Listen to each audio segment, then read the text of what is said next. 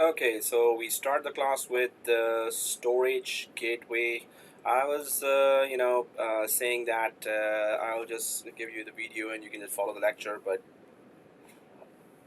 some words were, "Hey, show me demo," or "Let's do it together," or "Video is okay." This is a much longer lab, so that's why I wanted to finish it today. So that's why I was saying that if you could. If you are following, then you can if you are going to follow, you can follow silently, but I can still help you with some quick questions about your lab, but all the questions are welcome, that why are you doing this, why this step, why not that step, but wherever you're stuck with the lab, if you're following with me, then if you're asking and then I'm telling and we're waiting for you, then it's we won't be able to finish this lab today, right? So if you can see it happening in front of you and you're asking questions for every step, or any step, then this would be still as beneficial to you as you were actually doing the lab with me.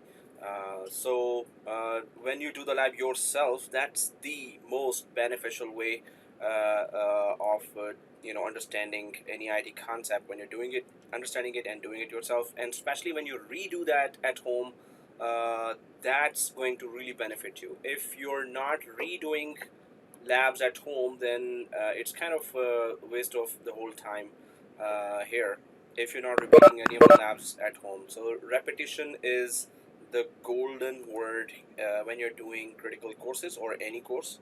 Repeat the lab again and again and again, right? So you get that confidence in you. So let's get going with our storage gateway, and that is obviously AWS Storage Gateway. Now we will just try to understand, and then I'm going to start the lab. I'm going to explain everything now. So storage gateway, as I explained last time, and I'm sure you all remember what I explained last time. Yeah, right. I mean, like, it's been 1 week, so I understand. Don't worry. So okay, here, suppose that's AWS Cloud, and you have AWS Cloud. I've uploaded the step-by-step document on LMS, so you can actually visit the LMS, and in Storage Gateway topic, you can just check it out. That Yeah, this is the Storage Gateway here, and inside the Storage Gateway in LMS, I have a the video was already provided to you, or maybe whenever I provided, and but I also uploaded the step-by-step lab as well. Also, this is a lab screenshots. So that's a pretty long lab, and uh, you have to still rely on video, because maybe one or two screenshots missing might get your steps. These are just a very few million steps that we're going to go for. So this lab has this. Okay, so I think, guys, please mute.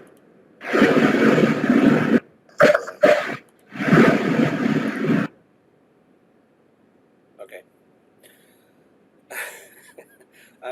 All of a sudden it looked like that we are on a seaside, on a beach, and there's a lot of water coming our way, and maybe we're surfing, we're trying to surf now. So, huge waves coming. Wow, I want to go now. Okay, anyway, so let us go ahead and try to understand the storage gateway. And now what we need to understand was that AWS Cloud has a storage account here, storage account, and the storage account, or S3 bucket as we know it now. S3 bucket, and you've created a container inside the S3 bucket, right? So that container, you want to put something inside that, any files or folders inside the, seriously, why am I saying container? I'm mixing the Azure with AWS now. Sometimes it happens. So S3 bucket is that folder or container where you can upload files and folders. So this S3 bucket is created there. So the main storage gateway. The main concept of storage gateway or AWS storage gateway is that We suppose have multiple branches here. Suppose this is Toronto branch, and this is New York branch, and this is London branch. So one branch and Tor branch and NY New York branch. So you have a lot of file servers there or shared folders there that you want to share with others, and the boss says, hey, whatever shared folders are in our file servers in different branches, we want all those files to be uploaded to S3 bucket automatically. So we already know that we can connect from Cloudberry, and from there you can just upload the files, but that's individual files. You can give that Cloudberry software to um, end user employees, and then they can upload, download files. It's just a file server, right? But what about large scale file transfer? So as soon as the end users are connecting there, and they have you've created a UNC path there. So this is a file server and / shared folder. So that file server and shared folder that you have, this is called UNC path, universal naming convention, right? So this UNC path you create, and this UNC path is actually connected to a S3 bucket. So S3 bucket, the AWS storage will, when we configure that AWS storage with the combination of S3 bucket, so it's gonna give you a command that you can run. That command, when you run, it creates inside a Windows file server a mapped drive. Anyone have ever heard of map drive? What is a map drive? So network drive, which can user can map on my computer, like you can see.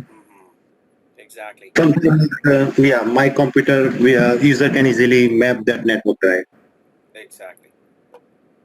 So a map drive is just that UNC path or a shared folder path that you can map inside. So if I just go to my Explorer here and I go to this PC, now in Windows 10 it is this PC here. Ooh, wow. Thank God I saw this PC, and this PC is running out of C drive space. Ouch. Okay. So you know what? My recording is going on here, and my recording is about to stop. So that's very good that I asked that question, and then I realized that I am running out of space very fast. So I won't be able to record if I don't clear some files. So I'll just quickly clear some files here. So normally these recording files are very big, always. So it's August, and this is July. So until here, I'll just delete all the recordings. And okay, 26 GB. Now we can breathe. So what I was saying was, if you go to this PC and if I right click here, there's a map network drive here, right? So or under my PC, my computer, or this PC, when you right click, so this is the map network drive, right? Map network drive, and you can just put some file share here. Suppose there's a S3 bucket link / share name, share folder name, right? So this is how we can just create. It's not exactly going to be exactly like that, but it will be similar to what we will be creating at the end of the storage gateway lab. So what we're talking about is that in the diagram, that when the boss says, okay, all the files in this, so end users are connecting, all the employees are connecting from Toronto branch, all the employees are connecting from London branch, all employees in New York branch are connecting, and they are creating files, saving files, changing files. When they are done changing, so it should simply automatically upload these files from the file servers to that S3 bucket, right? So it should just upload those files. So how can this be achieved? This is what we're gonna try to do, and this is our, so this is hybrid environment, hybrid lab, which means that you have on premises infrastructure components or resources that you need to sync with online or cloud based resources. So what the main purpose, I hope you understand that main purpose is that if you want to upload large scale files, or files that you want to upload on large scale from several file servers, multiple UNC Universal Naming Convention or UNC paths or shared folders. If there are multiple folders, you want them to automatically be uploaded there to S3 bucket, then you use Storage Gateway for that. And what's the purpose of, what's the benefit of uploading it to the S3 bucket? Anyone can tell me? What's the benefit of that? Why would we even want to do that?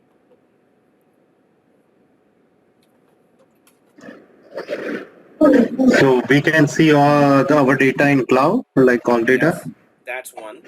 And so, yeah. And Because we have lots of space in storage in Amazon, like we have lots of categories where we can put our unused file, frequently used file in storage. Maybe that's a reason. exactly. And also, suppose you have clients in EU, availability and reliability, backup purpose, vacancies, cost as well. So other than that, if you want then the cross-region replication, that the files be also made available across the continent, across the globe, into EU region or Singapore region in Asia, or wherever else you want. So it could then use the actual AWS backbone network to copy those files to the other regions where maybe you have clients, or you just want to have a backup in another continent, so, or another region. So yes, then all the S3 features are implemented there, and we went through a lot of features there: security features, redundancy features, scalability features. So definitely there are many benefits when you upload the data there and keep uploading the data there to S3 bucket. So that's the main purpose. Yeah. So this is why we need to sync with one file. We can also create an S3 bucket to EU region, right? Exactly. So we can sync all the data there as well. Oh, let me then change that London to Canada, London. So now we are only in North America, right? So, but yes, Okay. obviously, if you have clients there, then only you would do that. So if it's in London, yes, they would directly connect to the S3 buckets copy here, definitely. Or they will just upload there. Yeah, we can just connect to the storage gateway from the EU region. Yes, you're right. So, Amir, so this is the normally migration work, like any local environment to transfer the data to cloud. This is the first step, like. This is one of the ways to migrate. There is another one called Snowball. And in Snowball, you actually request that they send a PC to you. They actually send you a PC with disks attached, 80 terabyte, 100 terabyte, 200 terabyte, and that PC you connect to. They ship it to you, and then let me just since we are talking about that. That what are the other ways? There's other ways, Snowball, AWS, and so that's what they send to you, and it's ruggedized, it's really secure, it's very well encrypted. So they ship it to you, you connect it to your data center, you copy everything to that, and then you ship it back, and then they upload huge amount of data in very, very less time, because it's inside their data center instead of we using our we're using our bandwidth there. And then they have this bigger solution, and that is the 18-wheeler here, where you can, if the data is too big, then you can go for 18-wheeler and connect to your data center and then transfer all the data. Yep.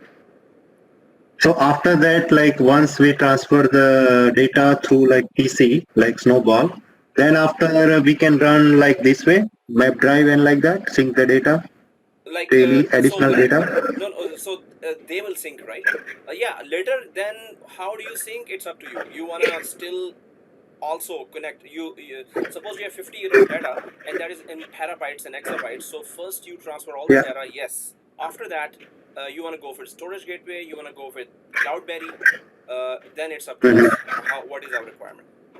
So what is the normal people are using for large environment? Storage gateway is better, or storage yeah? gateway is common.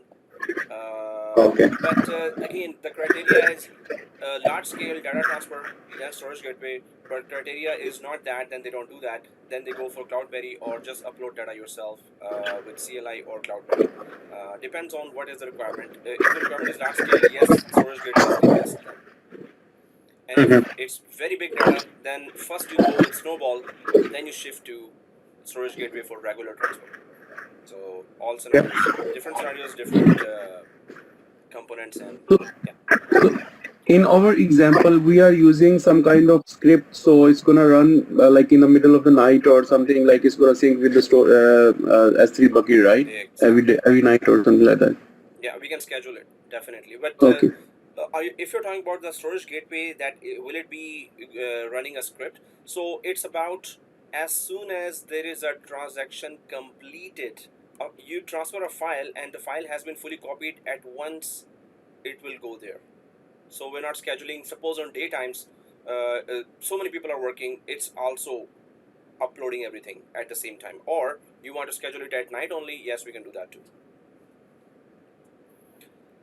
Okay, and Ali says UNC path does not matter which location is connecting because all locations are pointing to one place, right? Yes, the thing is how far is the data center where the UNC path in the file server you've created. Suppose you create a S3 bucket in North Virginia region. So you are located in suppose Brazil, right? So we just need to make sure that our nearest region that we're connecting to. That's the only thing we need to. So if it's nearest, yes, that's it. Other than that, yeah, if there's another region that is nearer, then we can go for that as well. Alright guys, so let us try to, so this is the overall objective, this is the overall purpose of Storage Gateway. Why this lab is complicated.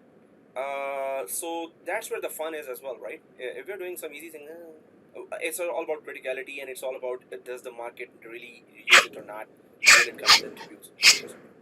So I just got a question. Like, we need storage gateway to upload the files, like large amount of files from our local storage to our cloud storage, like S3 bucket. So, like when we do small, like through Cloudberry, we upload the file. So we don't need storage gateway. So like storage gateway just works like it's just because of security, or like it's because of security purposes, or what? No, it's about the main point would be large scale synchronization from different points, from different branches, but it's large scale sync of files. Then you go for storage gateway. Otherwise, Cloudberry and storage gateway both are very secure. But in Cloudberry, it's individual files. A client would just upload one file, another employee will use upload. So you cannot use Cloudberry for large scale transfer. But if you have large scale like this, even in one branch you have like 20 file servers. Maybe there are 100,000 users. It's a big building. It's a big setup. So yeah, if it's large scale operation of file sync, then you go for storage gateway. We can say like 1 GB per day or like that, we incremental file, then we can use storage gateway, and also automated this one. We Yeah, can schedule anytime. yes, automated, and Like also schedule, yeah, yeah. automated, and yeah, any amount of GB. But as far as the boss says, hey, whenever, suppose it's not even 1 GB, maybe it's less, maybe suppose, and there are very few people who are putting files here and then changing that, but they are changing that regularly. Suppose just one file server, and that one file server, people are making changes, but the boss says no, it has to be automatically transferred, synchronized to that bucket. So normally it is used for large scale, but even small scale you can use that. The effort that we will need to configure the whole thing, so it better be large scale. Otherwise it's not worth the effort. If it's small scale file, go for other solutions like Cloudberry, or just uploading your files manually yourself. Or even in Cloudberry we can schedule files, but it's not going to support very large scale. So this is where you have 100,000 users or 50,000 users, 20,000 users, and they are daily working during peak hours. You have a lot of files. So yeah. than you use. Yeah, just quick question.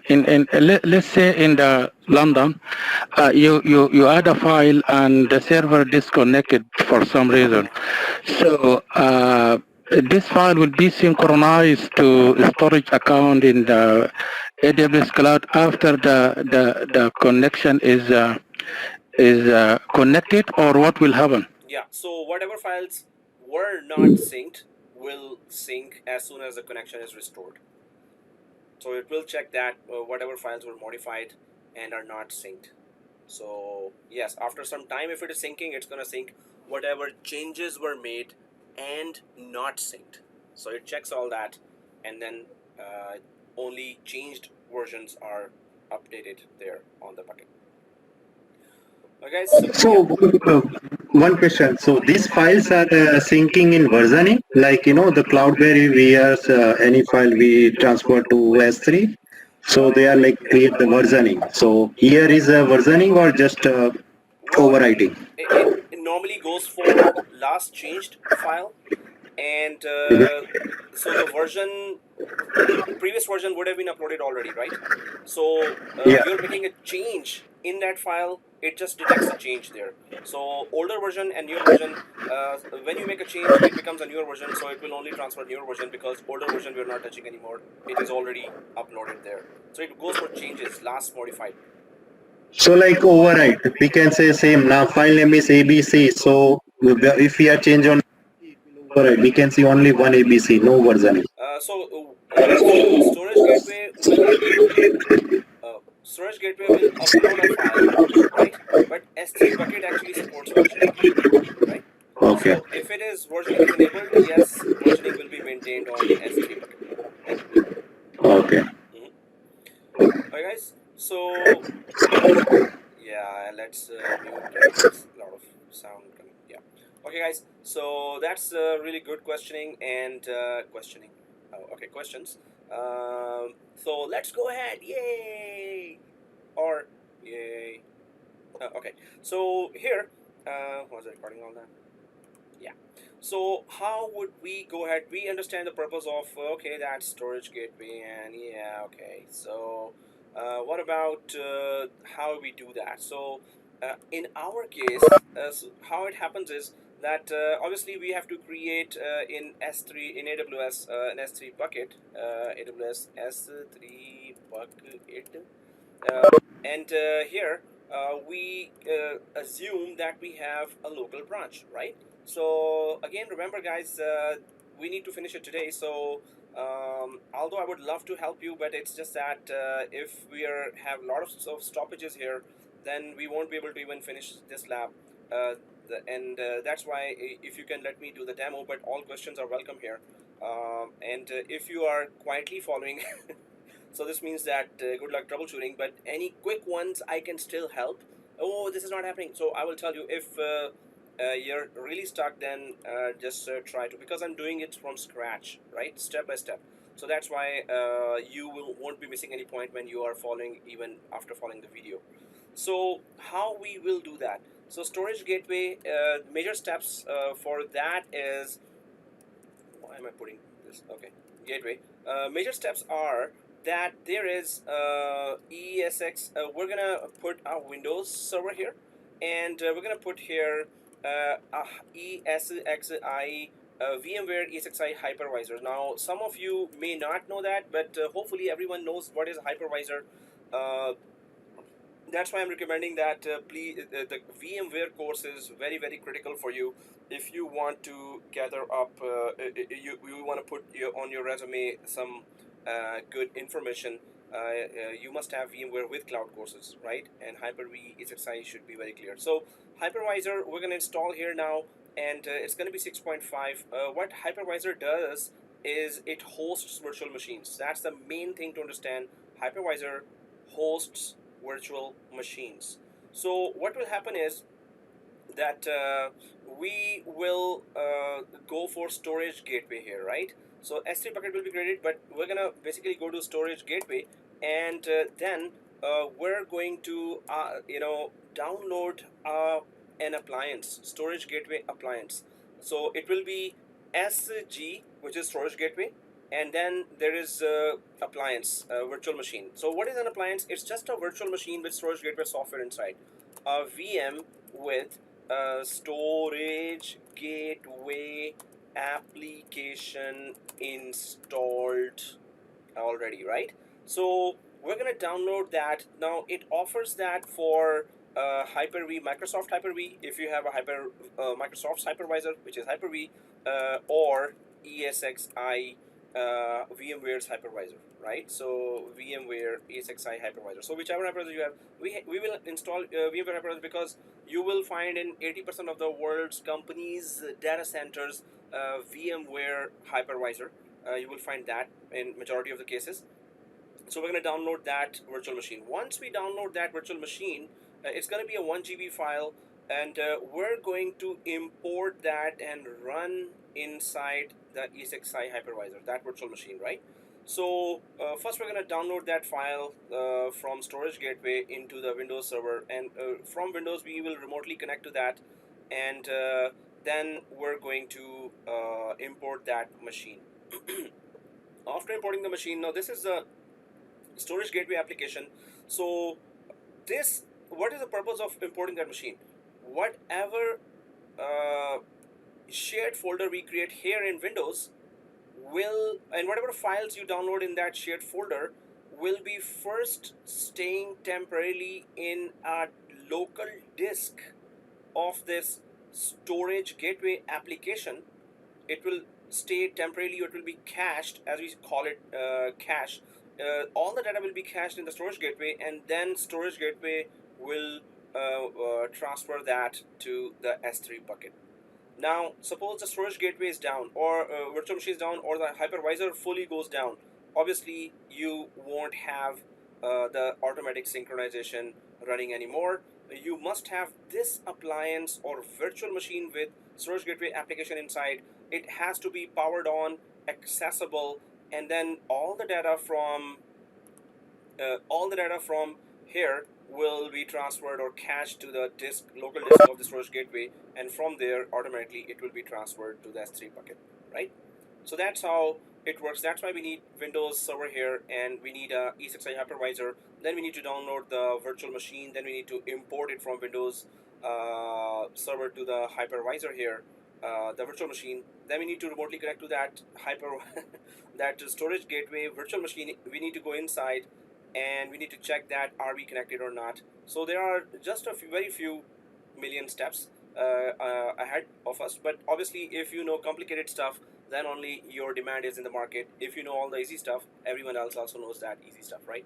So well, this is overall major steps there that we need to configure our Windows environment. So we're going to install a Windows 2016 or 2012, whichever you want, and then we're going to make sure that there is internet connection to this machine. So in VMware Workstation, we're going to install and we're going to make sure that it has internet here. And once we have internet connection here, and we need to make sure that these two virtual machines inside the VMware Workstation are communicating with each other as well. We need to make sure that we get an IP address from our DSL router for this Windows machine. We need to get IP address from our DSL router, home DSL router, for our hypervisor, Esxi hypervisor, and we need to get an IP address from our DSL router for our storage gateway virtual machine that later we will be placing here. So we need to make sure that we get the IP address. This means that our VMnet in VMware Workstation will be bridge. We will VMnet or networking connection within Workstation will be bridge connection. So I'm going to explain all that when we are doing that step by step, so we could understand our lab as well. So bridge connection just means that the virtual machine is exposed to your physical network at home, and it grabs an IP address from your DSL router directly when you put the network of the virtual machine to bridge network of VM to virtual machine bridge inside VMware Workstation, right? So okay, let us go ahead and Try to create that environment quickly. Now, that's why I also say that please have a good hardware at home. Good hardware is that you must have 32 GB RAM, i7 quad core processor, and minimum 500 GB SSD drive. So if you want to stay in the field of IT, you must have at least this kind of refrigeration. If you are interested in that, I can give you a contact of a guy who sells used hardware and very powerful used hardware. I also have a used one, a W540 Lenovo, and HP is also very good. But whatever laptop or desktop has i7 quad core, 32 GB RAM, and 500 GB minimum SSD drive, you can get that, even gamer machines. Or let me know, I can give you the contact information. But you must have that for all the cloud labs as well. Well, anyway, let's go ahead, guys, and what we're going to do. So first of all, I'm going to start installation of both these machines, right? So I'm going to install Windows 2016 here, and then I'm going to install Esxi Hypervisor here. Now, both of these, actually, the download links I gave in the WhatsApp as well, and in the group yesterday. But again, let me do the demo at my speed so you can understand. You can see it happening and configuration happening, and whatever problems come, you can ask questions as well. So the first thing is, let's configure our on-premises environment, and at least the two machines should be properly configured. So what is called proper configured, that's what I'm going to show you. So the lab could be done successfully.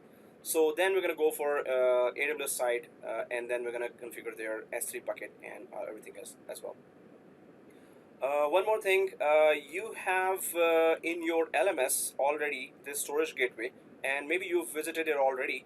If not, then you can visit it. And what we can do is, my suggestion is, go ahead and download this storage gateway screenshots .doc, because I normally, whenever I'm creating a new lab, I just create that screenshot as well. But that's just for this one. This is not available for any other.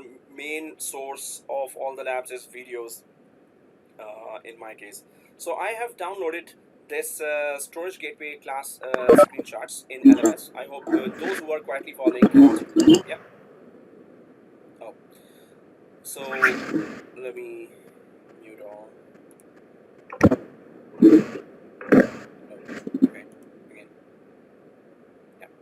Alright guys, so here I have downloaded that storage gateway document, and I would suggest that you also download that storage gateway document which has screenshots. Now this was created with 2012 Windows Server and Esxi Hypervisor 6.0, while we are doing it with Windows 2016. Although I would have gone for 2012, but I don't know what's wrong with me, and I went for 2016 because one error comes specifically, software error or license error comes with 2016. This is a trial version anyway. So we're gonna just try to configure every step of this, and I'm gonna explain those steps as well. But I'm gonna also make sure that I don't miss any step, because there are just a few million steps coming our way. If one step is missed, it could cause our lab to not function, right? So that's why it's mucho importante in Spanish, or wrong Spanish, mucho importante, right? That we need to follow the steps. Okay, so I'm just going to go ahead and switch to my VMware workstation, and I need to create that basic environment first, right? So I'm going to go to my VMware workstation, this one, and again, I would just stress that always try to have a good hardware. If you want to upgrade your hardware, let me know also. I will just give you the contact name. Otherwise, if you have good hardware already, that's good. Okay, so here I'm just gonna go ahead. I have machines from different classes, and I'll just close them. So I'll go to the home button here, and I'm gonna start installation of a new virtual machine here. So I'm just gonna click that, create new virtual machine, and then typical, next, and then I'm gonna go ahead and try to put the Windows Server 2016. Now, you know what? I'm gonna go for, I will not install the operating system. Oh, I will not. I will install the operating system later. Why? If you give the path now, Windows Server 2016 tend to give you an error of software license. Majority of the cases it happens, and I don't know what's the bug here. So I'm gonna do the workaround from the start to save time. Otherwise, this is not the way to install Windows 2012, 2016. You just give the ISO path here. I'm just going this way because 2016, if you're doing, you have to go this way. Better go this way. Otherwise, if it's 2012 or 2019, you can just select here and next explanation. So I'm going for, I will install operating system later, and then next. And then there is, yes, it will be Windows Server 2016, so that's okay. And then I'm gonna click next here for naming it. So I'll just name it anything. So your first name, and today's date is 05 August 2020. And then there is, yeah, it's a storage gateway. That's the purpose of this machine. So I'll not keep it at, I have in my laptop 2 drives, so I'm just gonna not install it in C drive. I'm gonna install it in D drive in my case. Okay, so, oh, thank you, Wakas. Wakas has shared that from LMS to WhatsApp as well. You can download that document from there. Thank you for that. Okay, so I'm just putting it in D drive. If you don't have a D drive in your laptop, you can just keep it C drive here, right? Or you want to place that machine in some folder, you can just go browse. Better just change the drive and keep the folder structure intact. Okay, I'm going to click next here. And out of habit, I'm just giving it 200 GB disk. It is thin provisioned. If some of us know what is thin provisioning, but thin provisioning is that if you give 200 GB size here for the virtual disk of this virtual machine, it's not going to occupy all this 200 GB in your physical disk in your laptop or desktop. So thin provisioning just means that whatever software you install, it will occupy only that much space. We are installing Windows 2016, that takes only 8 GB to 10 GB, right?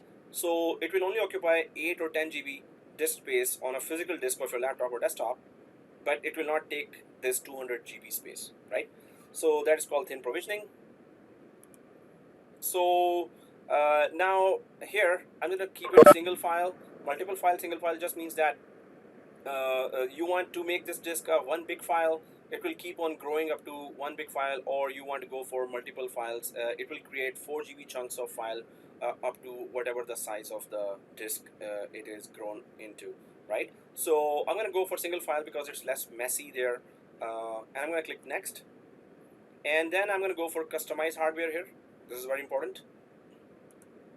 So I'll go for, now it depends on the RAM.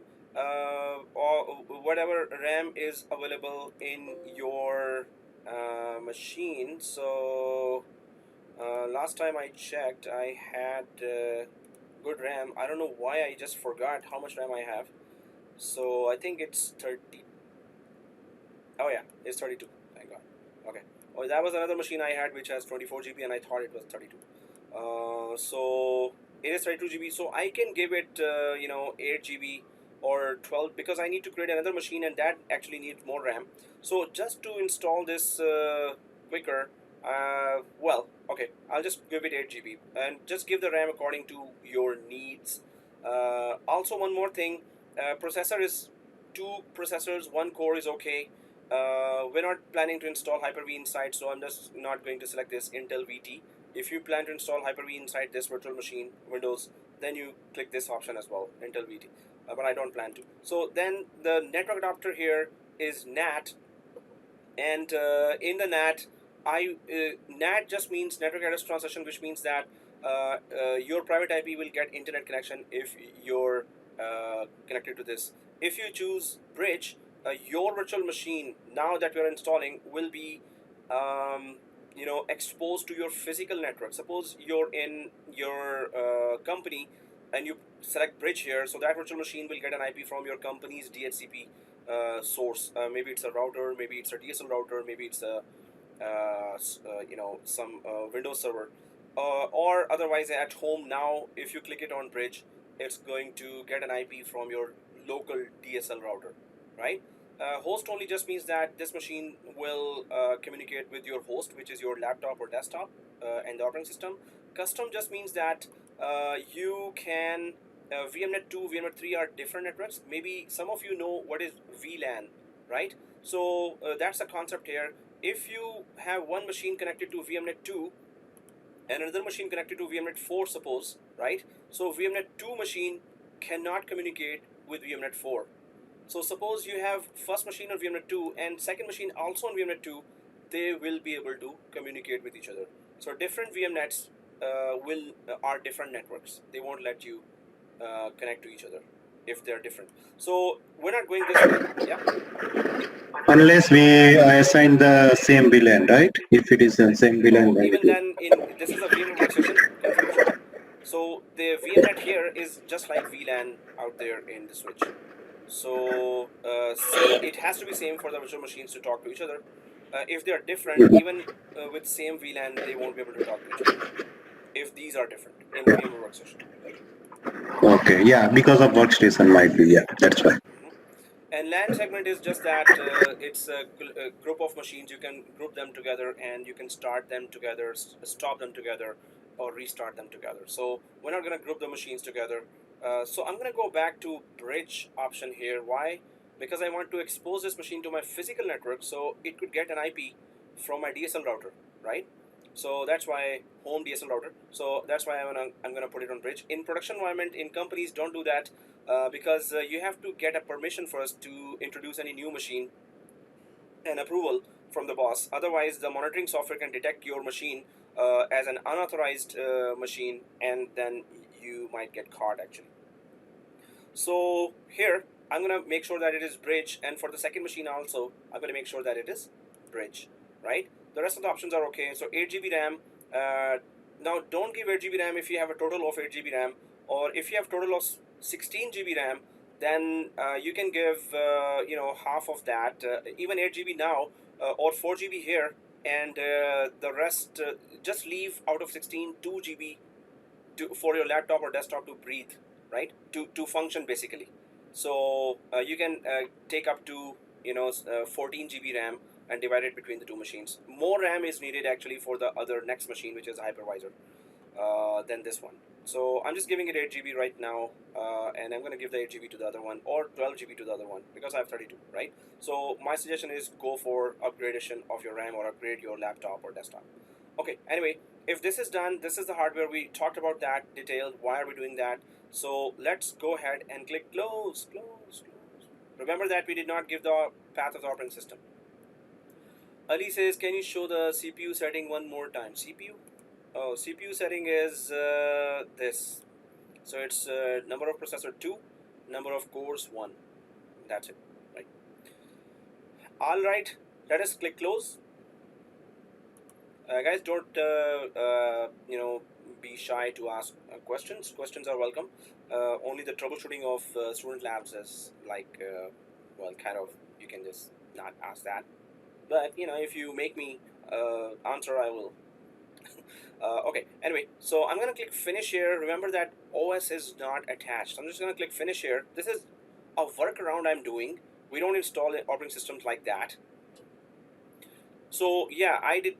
If it is connected, Ali says ISO should be connected. Maybe you joined late, but I'm just saying that I'm doing this workaround. Otherwise, if it is connected already and you start, normally it gives an error of license is not there. So I'm starting with, I did not connect the ISO from the start to do a workaround to avoid that error that normally comes. Okay, so here I have shut down the machine. I know that there is no operating system inside. I need to check one more thing here. If I, on a shut down machine, if I right click and go to settings, again I'm saying that I am doing a workaround here. This is not the normal way to install a Windows Server 2016. The workaround is, so if I right click and go there, I'm going to go to the options area, right? In the options area, I will go to advanced. Why? Because it is on UEFI. So we have to put it on BIOS first, right? BIOS is, it's a newer version is UEFI, and UEFI it's not really configurable easily. So if you go to options and then advanced and then click BIOS, so that's one thing. I'm gonna press OK with that. Then again I'm gonna right click here and go to settings. And now I'm gonna, I'm gonna cancel. First I'm gonna power on, and I know there is no operating system inside, right? If this message comes, cannot connect to device, do you want to connect to the virtual device every time? So I'm just gonna say no. If you say yes, it's okay. If you say no, it's okay. Right now, there's no operating system, right? But now, while it is started and looking for an operating system, I'm going to give the path of an ISO file for Windows Server 2016 in the DVD, and then I'm gonna restart, and then it normally does not give that software license error in that case. This is the whole workaround here. Instead of showing the error and then coming back to workaround, I just went directly to the workaround, right? We know already that how to install an operating system in a VM workstation. Well, majority of us know that. So I'm going to right click here and go to settings. So UEFI, Osman asks that what is UEFI, or what did I say? UEFI is the next version of BIOS. So it's the newer BIOS. So BIOS, normally you have basic input output system, and you can change your RAM, you can change your disk, you can change your boot sequence, and time of the machine as well. So there are lots of things you can do. UEFI is the newer version of BIOS. So here, guys, I'm back here. Fat says so you can change into BIOS and ISO. It works. Yes, Fat. Oh, sorry, Usman was asking. Yeah, should be. And Fat. Yeah. Okay, guys. So I'm gonna go for CD DVD here. Make sure when you're on CD DVD, if you're following, so connected and connected power on. Select both of these, then give the path of the Windows Server 2016 ISO. And then press OK and restart this machine, and it should not give you that error of software license. Okay, so I'm just gonna go for use ISO image after selecting these two, and then I'm gonna click browse, right? So here I'm gonna go for my wherever I put the operating system ISO, and 2016. Yep, so connected and connected power on is selected, and the ISO is there. 8 GB RAM, 2 processors, and 200 GB disk. That's all. So I'm just gonna press OK. Since this is getting recorded, so and my suggestion is you must repeat that lab afterwards. And if you get any errors during the week, you can just put the screenshot on this group, and we will all be able to help each other. So since I have put that ISO attached it, so I'm just gonna right click here and go to power and restart. So now it should just start with 2016. Now if it gives a software license error, that's gonna be my bad luck. And if it does do that, normally it doesn't after this workaround. If it does that, then I will have to shut down and delete this machine and create another one with the whole workaround that I just did now. Okay, it did not give me an error, because if that error comes, you won't be able to reach this screen, right? So that's just the workaround way of installing Windows 2016. 2012 does not give that error. 2012 gives another error. If you must have a latest 2012 version of that, or go for 2019 directly. Anyway, language to install, so I'm not going to test that, but I'm going to test this time and currency format. I need it to fix my time zone from here, so I'm going to go for English Tonga, right? We are in Tonga right now. No, we're in Canada. Okay, so Tonga is a country? Seriously? Never heard of that. Okay, so here, Canada.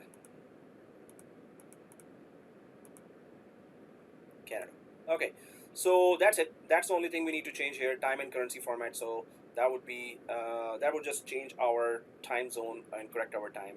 Otherwise, we can, when we log in, we can do that at that time as well. I'm gonna click next here and install now, and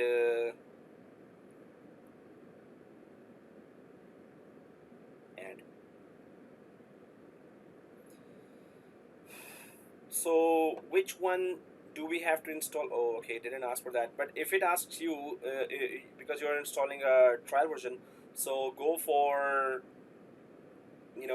last one, which is data center, desktop experience. Make sure that the line that you're selecting there is desktop experience. It did not show me here, but I'm gonna just click next here. Oh, sorry, I don't have a product key. I'll click that.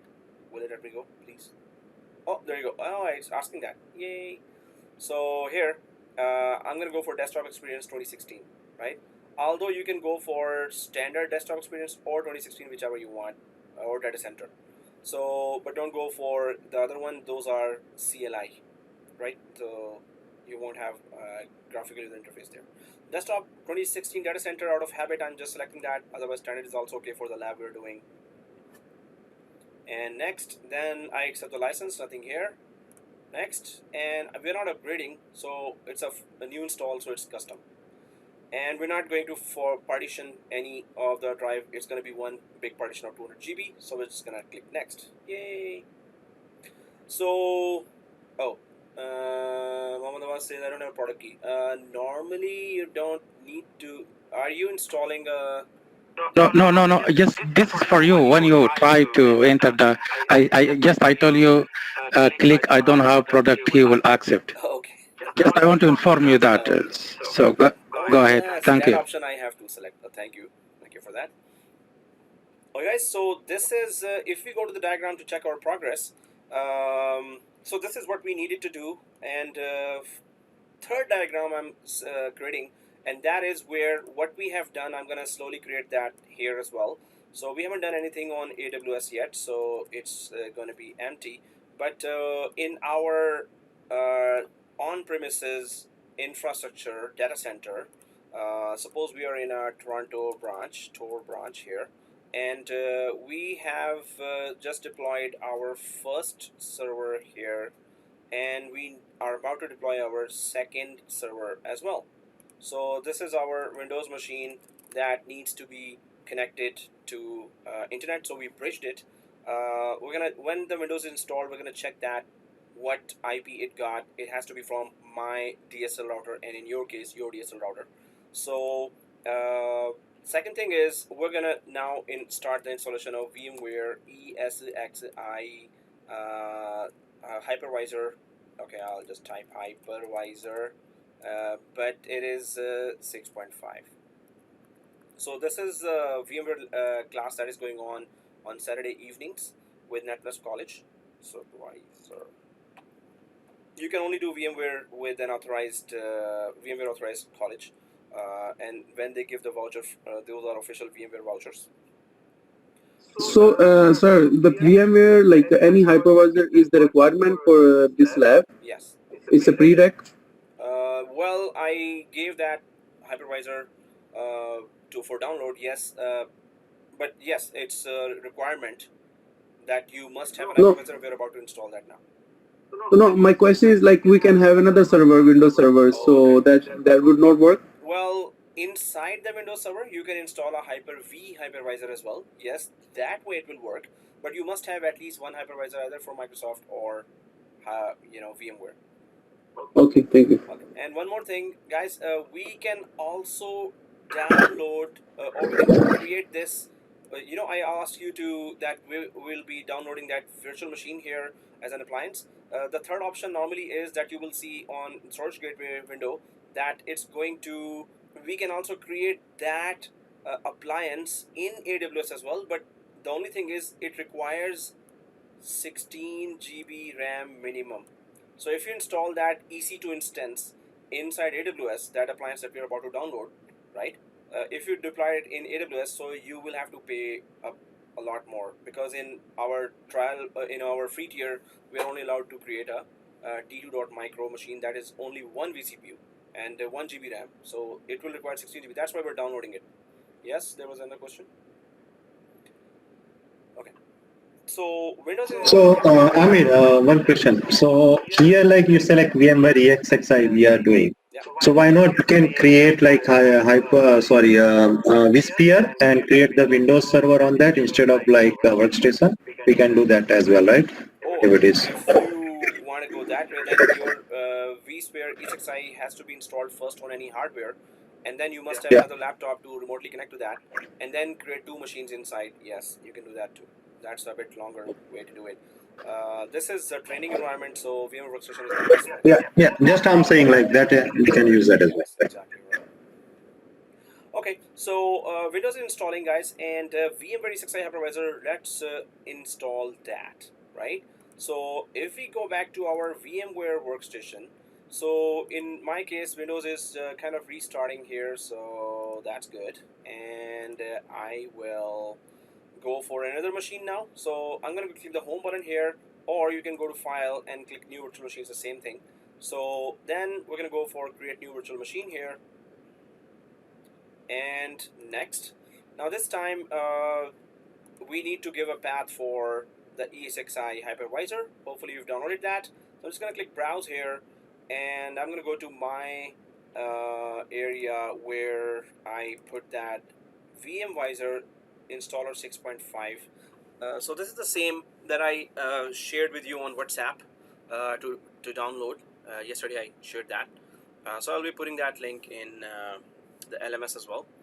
So I'm just gonna double click that and select this Vmvisor installer 6.5.0, and it says that it is 6.x detected. Yes, so I'm just gonna click next, and then yes, I'm just gonna put some naming here, my first name, and then 05Aug2020, and this is also for storage gateway.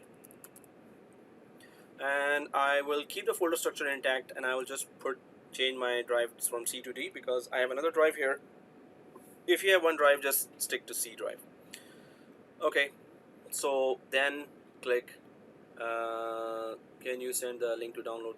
So Khwaja, I put it on WhatsApp yesterday, and it is there or not. So oh, there were red onions there. Okay.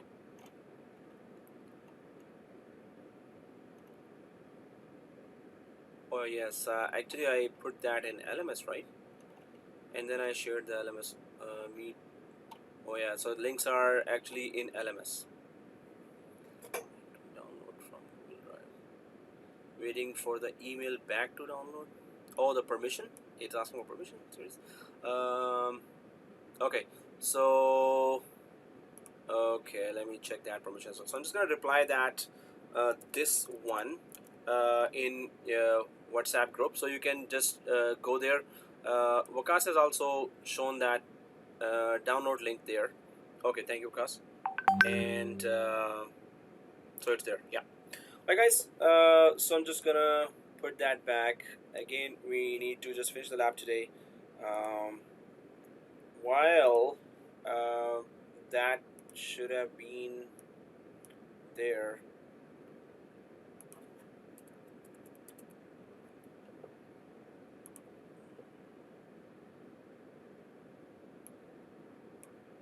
Yeah, there are so many millions of emails that I could not see this, Nargis, that email from you.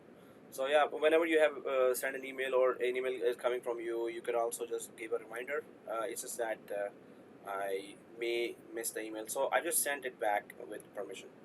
So alright guys, here let us go ahead and try to so yeah, Esxi is being installed now. I've selected that. I'm going to click next, and out of habit I'm just going to go for 200 here for no particular reason, and you can make it 300, you can make it 100, but don't go for 40 because we're going to have a virtual machine inside, right? So okay, store virtual disk as a single file. I explained already this option. So next, and then we're going to customize hardware for Esxi hypervisor as well. So guys, here again, I can't stress enough that you must have good hardware there, 32 GB RAM, 500 GB minimum SSD, and i7 quad core processor. So well, here now let me just put that in the diagram as well. That appliance that we will be downloading, the storage gateway appliance, it requires minimum 2 processors, which it already has. Actually, it it requires 16 GB RAM. So it will try to detect if there's a total of 16 GB RAM in the underlying hypervisor or not. RAM on the hypervisor, right? So this means that when we are creating a machine here, so we have to provide that 16 GB RAM here for the appliance to accept it and start.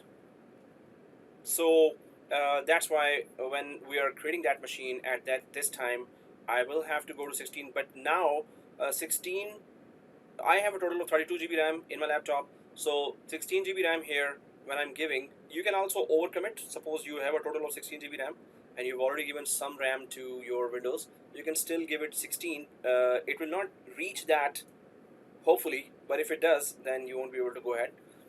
This stunt was done by one of the student who had only 16 GB RAM, so he just overcommitted. He just gave it whether he has it or not, actual. So 16 GB and 16 plus 8, so 24, right? Okay. So I still have then 8 more. Okay. So so that's 16 GB RAM here, and 2 processors is okay. And yes, I want this to be also on bridge. We talked about bridge. Bridge means that your virtual machines will be exposed to your physical network and it will get an IP from your DSL router, right? Okay, so 16 GB RAM, 2 processors, and bridged. So that's what the hypervisor is getting, and I'm gonna click close and finito. So hypervisor gets installed like a Linux. Those who are Linux gurus here would know that how Linux gets installed. If not, then you must know some of Linux. Go for some Linux for beginners YouTube videos and try to install Linux and basically try to connect 2 Linux machines together. Try to install DNS in Linux. Try to install DHCP in Linux, and at least try to know that how to upgrade or update. Hi Amir, I just tried to click on this link, the one you sent it on a Google Drive. It's not working. What is not what you can just put that. Yeah, it says request send that email letting you know if request was approved for your Google Drive, the one which you Yeah, send it's on the working. WhatsApp. It asked for my approval. So this means I have to go to my drive and check for the approval. Okay, that's fine. Maybe later on. It's not. Oh, there are so many approvals in my update folder right now. So okay, guys, I'll just put that approval for everyone so you could start the download process. Thank you. Oh wow, there are more approvals coming. Hey, since when did it start asking about approvals? I never required approval. I think it's a Google thing. It just added more security. So guys, on the second machine, I am actually going for approval process right now. Well, it is still loading, so I'm not doing nothing anyway, right? So I'll go for 2 more approvals there.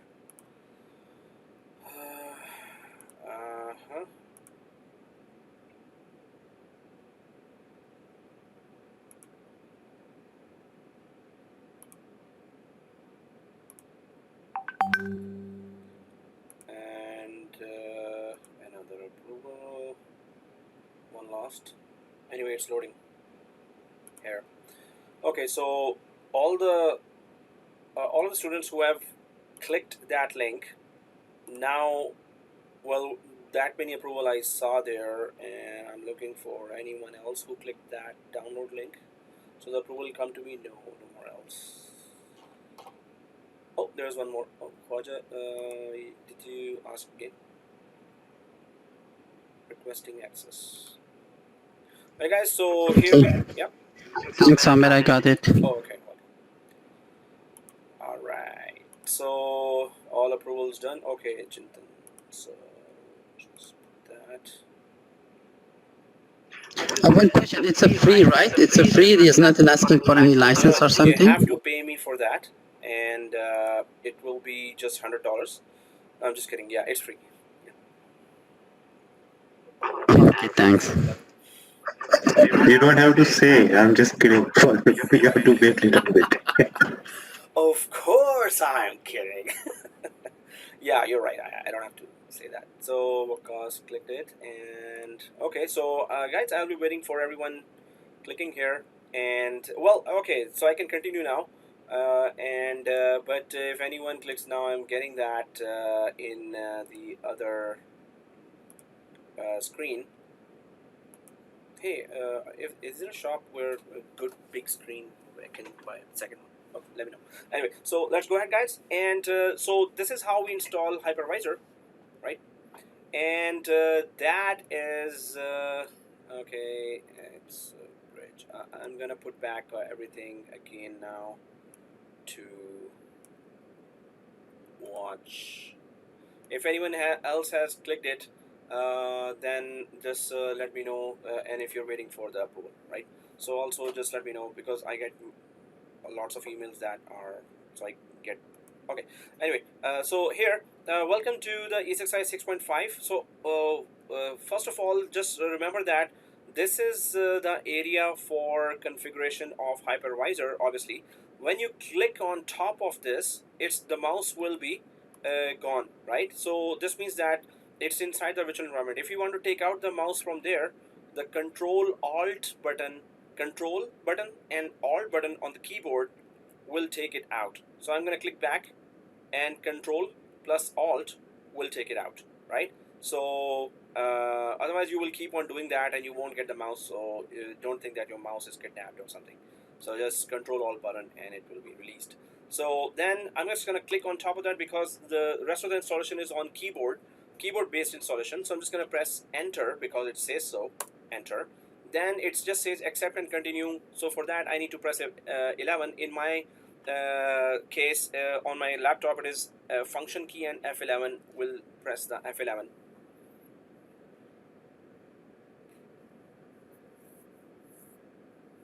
Then it asks for selected disk to install or upgrade.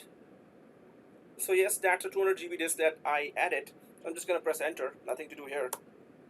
And then which language? US default, yes, enter. Then the password. So you can just give the class password that at the start of the class that we were talking about. So small ABC, capital ABC, shift123, without shift123. Again, I'm going to put the class password or whatever password you gave, just don't forget it. Small ABC, shift123, and without shift123, and press enter after giving the class password.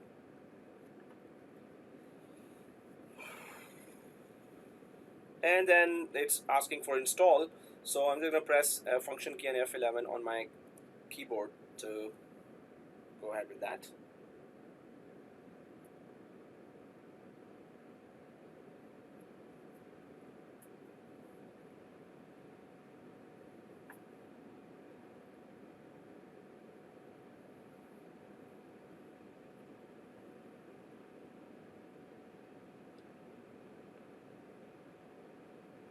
So now it's going to install. I'm just going to release that mouse with the control key and alt key, and it's released. So I'm going to go and check on my Windows Server 2016, which should be kind of done.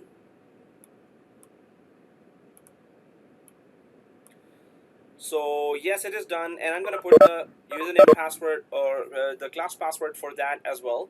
So small ABC, ABC shift123 without shift123. And small ABC, WWC, shift123, and without shift123. So this is just an installation. The main challenge comes when you download the appliance and then import it to the hypervisor and then you connect remotely to it. That's where the time is consumed. Yeah. Oh, okay. So please mute everyone. Okay. Ali says, my IP address in Esxi is public or private? What does that mean? We're not giving any IP. We're gonna get an IP from our DSL router, Ali. So we're not gonna give any IP there. We should get it automatically from because of bridge. We're gonna get it from our DSL router. In fact, I'm gonna check my Windows Server 2016 here. So I'll log into my Windows Server 2016 now. So the password I'm putting there and logging in. So I need to make sure in this machine I have Vmware Tools. So I'm going to put that in my diagram. Windows machine, Vmware Tools must be installed, and it must be connected to internet. So internet must be there, and then we can just also download and install Chrome, Google Chrome, right? So that would be very useful because Internet Explorer is really pain in the neck. So Vmware Tools, Internet, download and install Chrome. This is for our Windows machine. So for Windows VM. Also, did it get IP from our DSL router? Question mark, right? So it should get an IP. So these are the configurations I need to make sure on my Windows machine are there or not. So it should be private as coming from router, exactly. So it cannot be public, exactly. From our DSL router, it's always private. Okay guys, so here I'm inside Windows now, and I can see that there is no yellow triangle on the bottom right here, and on the that screen icon. So this means that I have internet connection, but I need to just know that what kind of IP I got, right? So I can go to my right click here on the Windows side, and I'm going to go for command prompt admin. Why? Because I need to go for IP config, right? So command prompt admin and IP config. So yes, this is my actually home DSL router. Wow, I was scared. It was just coming very slow, right? I thought somebody was typing that. It was so slow. Okay, anyway, so here 192.168.2.41. This is, yes, 2 range is my internal DSL IP range. So this is the IP that I got from my DSL router. So yes, that's correct. So this means that the bridge connection is working, and I got my IP from DSL. That's one thing I need to make sure. So if I go to the diagram, yes, I got an IP from. Did I get an IP from DSL router? Yes, I got it. This is done. I need to make sure Vmware Tools is there. I need to download Chrome and install it, right? So I'm gonna go for Vmware Tools. So I'm gonna right click on this machine on the top here, and then go for these, install Vmware Tools, right? So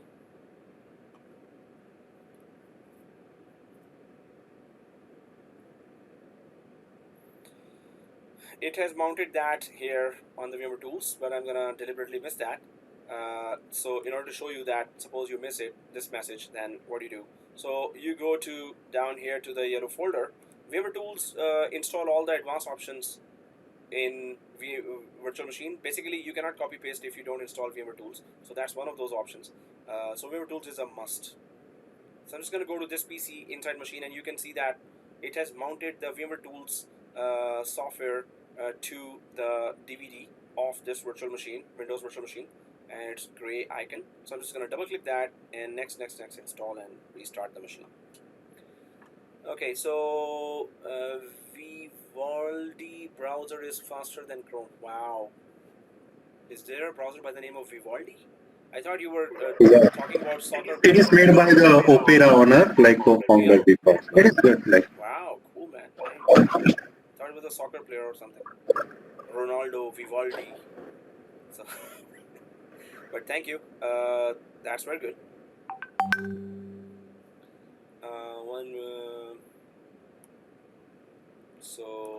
Vivaldi browser. Wow. Okay, Wakas has put that picture as well in WhatsApp.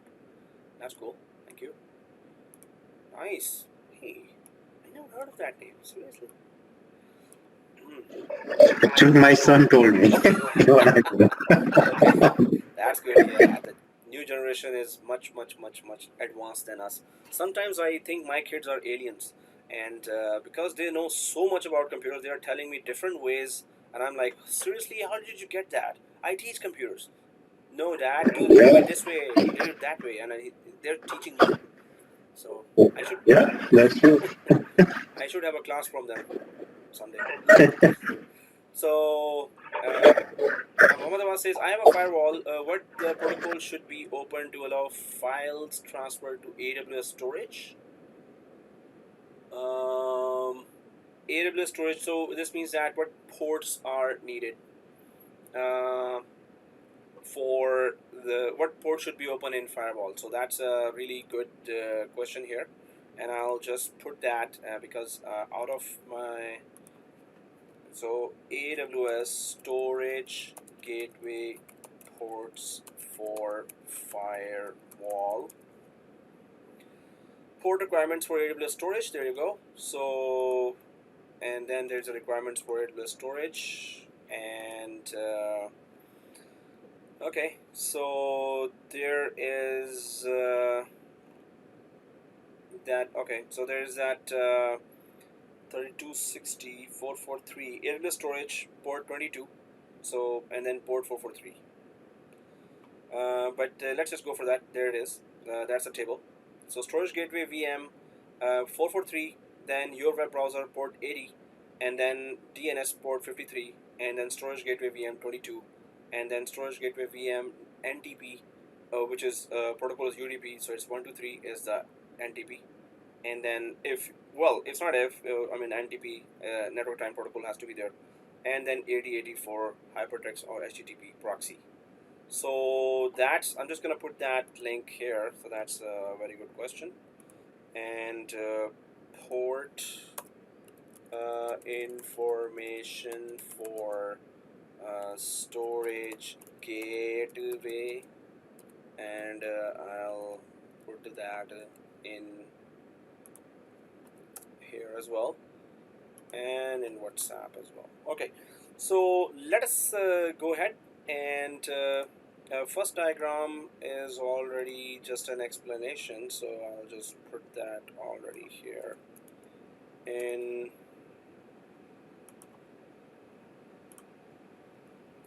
here.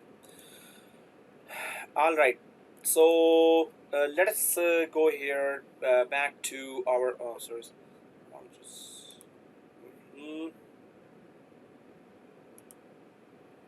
and where's my I am do you know how can I get my cursor back? Like my cursor has disappeared after configuring the EXI. Yeah, Control Alt Alright, thank you. at the same time. Control Alt key at the same time and cursor back. Yeah, okay. Yeah, got it. Thank you so much. Okay, here guys, so it's already up there, Vmware Tools. So Vmware Tools is a must. I'm gonna click next, typical, install, just next, finish, right? Vmware Tools, and you must restart for the Vmware Tools to take to fully be installed. You must restart.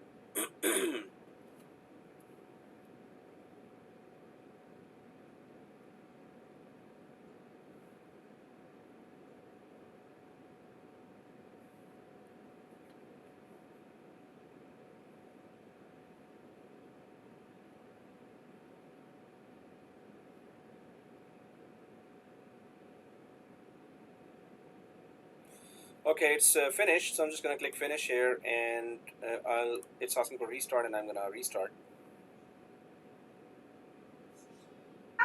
Amir, if we install on the physical machines, the Windows, where we can get this VMware Tools to install it? Okay, again?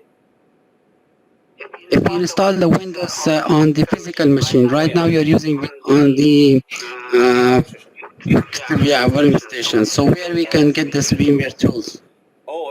Then you don't need that. So VMware Tools is just for the actual, VMware Workstation virtual machines. So if you install it directly on 2 machines, if you're doing that, then you don't need VMware Tools. Okay, thank you. So I'll just put the password. I've installed the VMware Tools as well. And so let us, wow, Mohammed Awas is doing a very nice thing. So you have 2 separate machines, one for Windows and one for Esxi directly, right? Right, I do have, yes. Wow, man, you're amazing. Okay, that's good, mashallah. So let's go ahead. It's gonna get trickier now, guys. So what we have done is I just need to install the Chrome as well because I'm so used to Chrome, and that's why I have to go Chrome and so download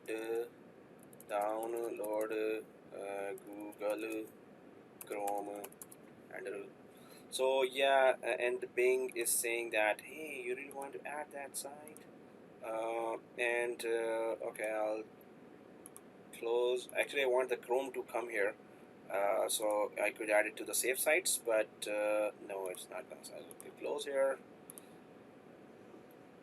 and download now for Chrome.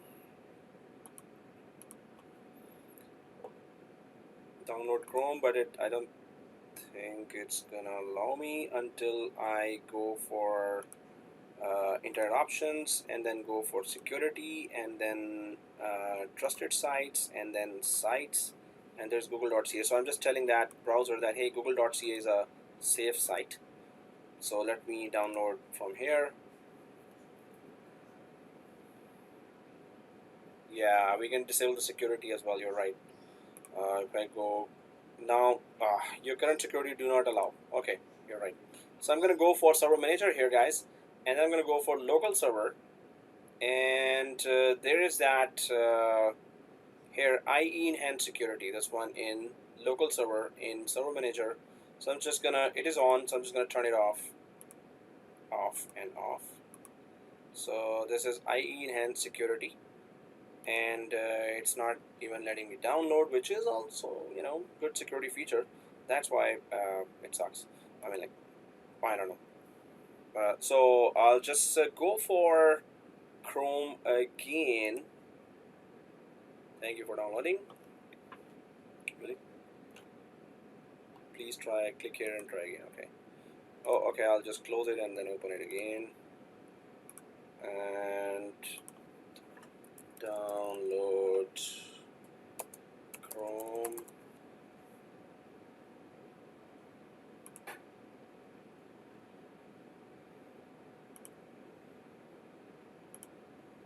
Yay, now it's downloading. Save. And then run. Okay. I'll just minimize that.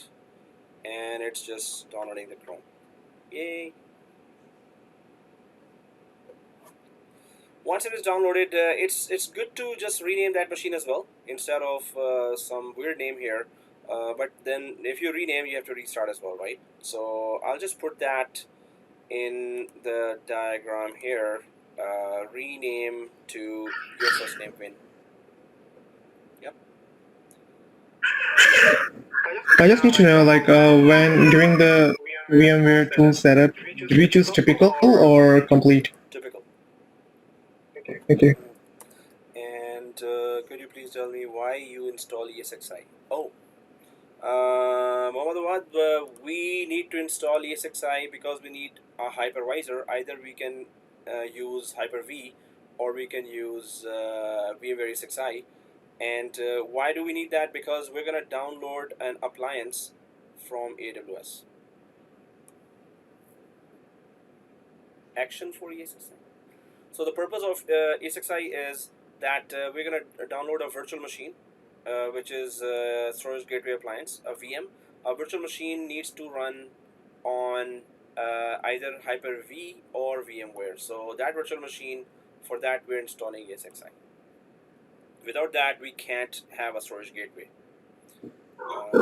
How long would it take to install Esxi? Because my one is still on 27%. Yeah, it takes time. Depends on what RAM you've given, and it takes time. Like it doesn't take a long time. It's a very small hypervisor. I give him 8 GB RAM. 8 GB RAM to it. Well. Then it's should not take more. It's just that you already have a Windows machine as well, and maybe if you have Chrome open in the background, so that's why overall RAM is less. Okay. Yeah. So it should not take more time. But normally with machine not very busy, it takes like 15 minutes or 10 minutes even. Okay, so Ali says my installation is done. Okay, good. And Waqas says storage gateway appliance is Linux based. Yes, it is Linux based. And Noah Jaffrey says, are we installing 2016 server because we have to access Esxi? Yes, Noah Jaffrey, that is the reason. And also that we need to create a UNC path, a shared folder later. And also that in production environment, when you install storage gateway, mainly it will be on file servers that you will be attaching that. But yes, we could have had a Windows 10 here as well. We could have. But I'm just making a replica of a production environment, or in a company, if you had wanted to do that, that this is the, then the server has to be there. Amir, so we cannot install Windows Server on EXXI, like both VM server on EXXI, like one is for the AWS and one Windows Server, both on top of that. On Esxi Hypervisor, yes, you can. You just have to create two virtual machines inside Esxi, which is directly installed on a hardware. Yeah, create two virtual machines and then go ahead and do that. But the VM workstation is best for training purpose, because that's the main thing. They create that software for training, so it has all the facilities to go for a small lab.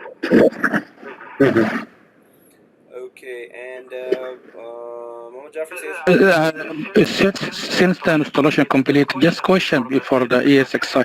This is the first time that I know the ESXi can install on side the virtual. I mean the virtual inside the virtual. It's called, I think, virtual state, something like that. If the reason you install the Windows 16 to access the ESXi, so why we can access the ESXi from the machine, from the host? I mean your main computer, your laptop. I think it is also possible, right? Yes, it is also possible. You just have to install, you have to put a UNC path on that machine, which is Windows 10. Yes, technically it is possible, but installing a server is because we will have server environment in our production environment. And also, yes, we could have done it on Windows 10, which is just your host as well. Yeah, thank you. And yes, okay, then Waqas says, and that's why we are using VMware Esxi Hypervisor. Yeah, VMware Esxi Hypervisor is because of storage gateway, exactly, yeah. We can use Microsoft Hyper-V as well, but majority of the companies will have VMware. So that's why we're installing this VMware. Okay, so installation complete here for Esxi Hypervisor. I'm going to click on top of that, and then I'm going to press enter to reboot final time finally here, right? It's going to reboot. And I'm expecting it to grab an IP from my DSL router, the hypervisor as well.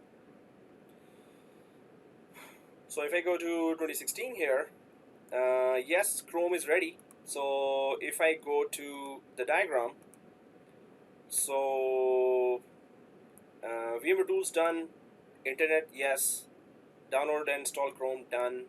Did it get an IP from DSL router? Done. Okay, that's good.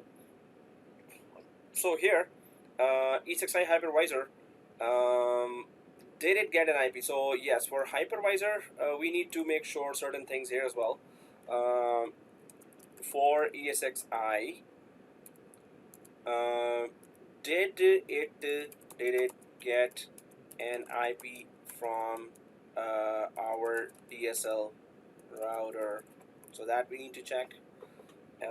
And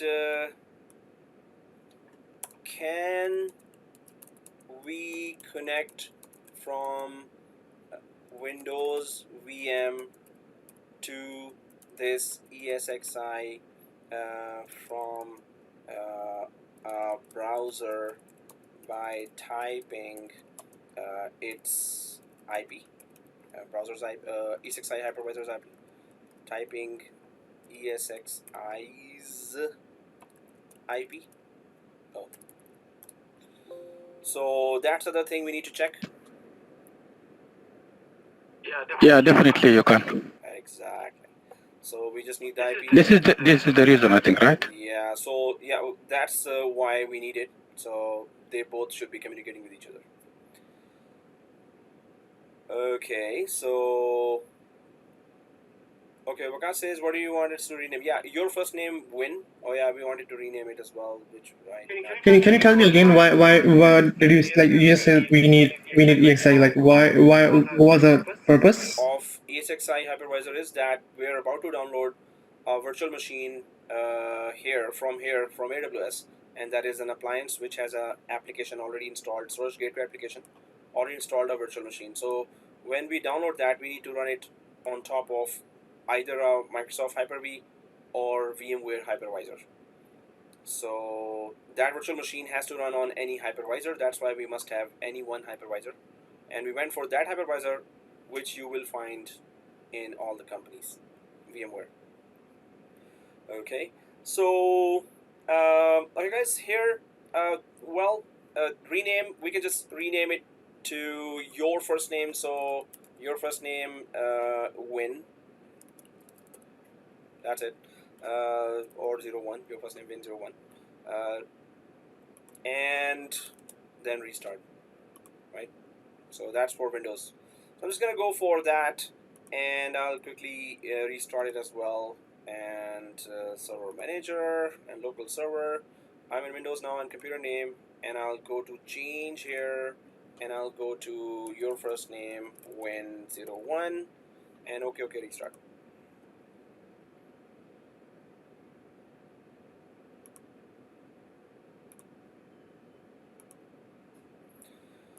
On Esxi hypervisor, I can see this screen here. This means that the installation of Esxi is done, and this screen is called DCUI, or Direct Console User Interface.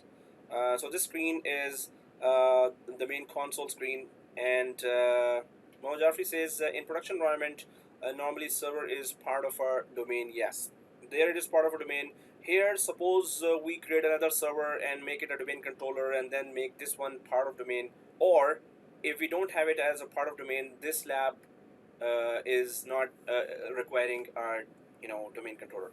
So with or without a domain, it's gonna work. Storage gateway will work. Okay guys, so here I can see that yes, 192.168.2.42. So yes, my hypervisor also got an IP from my DSL router. So that's one thing that is good. Second thing, I gave it 16 GB because the virtual machine appliance that we will download will require, minimum requirement for that is 16 GB, right? Okay, so I'm going to go to the diagram, and as far as the rename requirement is there, arrow, this is done. While for Esxi, the first requirement was, did it get an IP from our DSL? Yes, done. Now I need to check that can we connect from Windows to Esxi with the IP of Esxi, right? Okay, so Ali says, can we go with static IP in different network? Yes, we can go for our static IPs there. This is we're doing because we need both machines to be connected to internet as well. In production environment, different subnet. Okay, so you're saying subnet. Well, different subnet, the main thing is if the routing is enabled and they can communicate with each other. So yes, then we can do that too. And the main thing is also that both machines must have internet connection. Yes, you need a router for subnet. If different subnets want to communicate, you need a router for that. If they can ping each other, yes, that's the main thing. Okay guys, so here, can we connect from Windows VM to this Esxi from a browser by typing Esxi's IP? So let's check it out. I need to connect to the hypervisor from the Windows. So I'm going to go to the Windows machine here and put the passwords, and then I'll open Chrome. I'll set as default, although Chrome is a RAM eater, which is not good. So here I just need to grab, I need to go to my other machine and grab its IP. What is the IP? It's 192.168.2.42 in my case. So I'm just going to go for here and type http://192.168.2.42. And was it 2.42? Yeah, it's 2.42.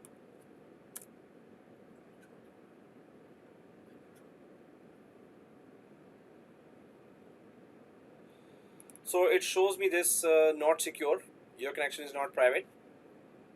And I'm gonna go to advanced here, this one, and then when you go below, it says proceed to 192.168.2.42. So it says unsafe, but obviously we know that it's our machine and it is fully, it's safe to go there. In production environment, you need to download, you need to purchase a certificate for that, $200 or up to $2,000, whichever you want. And then you can just put that exact name. By name you will access there in the production environment. Here we are accessing by IP. So then you have to encode that name, hard code that name in the certificate, and then you have to bind that certificate to that Esxi, and then when you put that name here in the browser, so it will not give this error.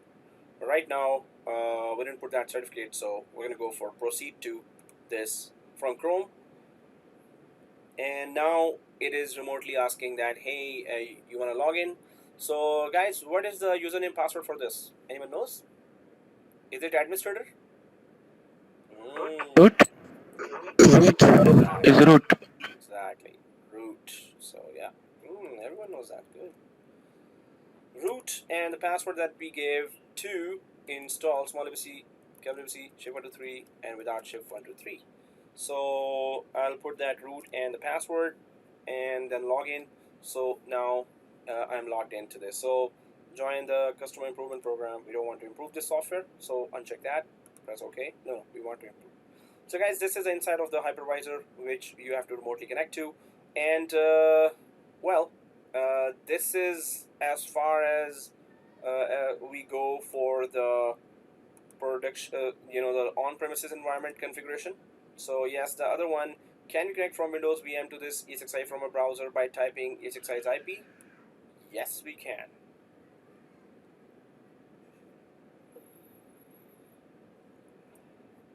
And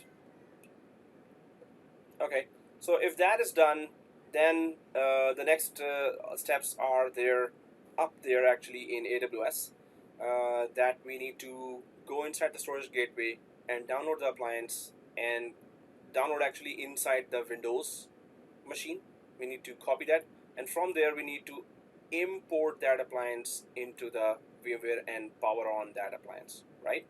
So that would be our next step. So this means that we need to go to Storage Gateway in AWS and start the wizard until it asks for, hey, where you want to download the appliance, and then download it in Windows, and from there import it to Esxi, right? So that's what we're going to do now. Let's do it. Okay, so here Can I work on Internet Explorer, because I don't know, I have to check that my Google Chrome is not getting download in my VMware, like in Windows. yeah, you can work on any browser. It's just my choice that I go for Chrome, and it's easier that way. But yeah, you can work on Internet Explorer. Okay. So yeah, we did not download a vSphere client. First, we're gonna try with the web client, and if it gives problems, then we're gonna have to install vSphere client. Okay, so guys, on AWS. So Vikas says, can you just quickly show Esxi network configuration?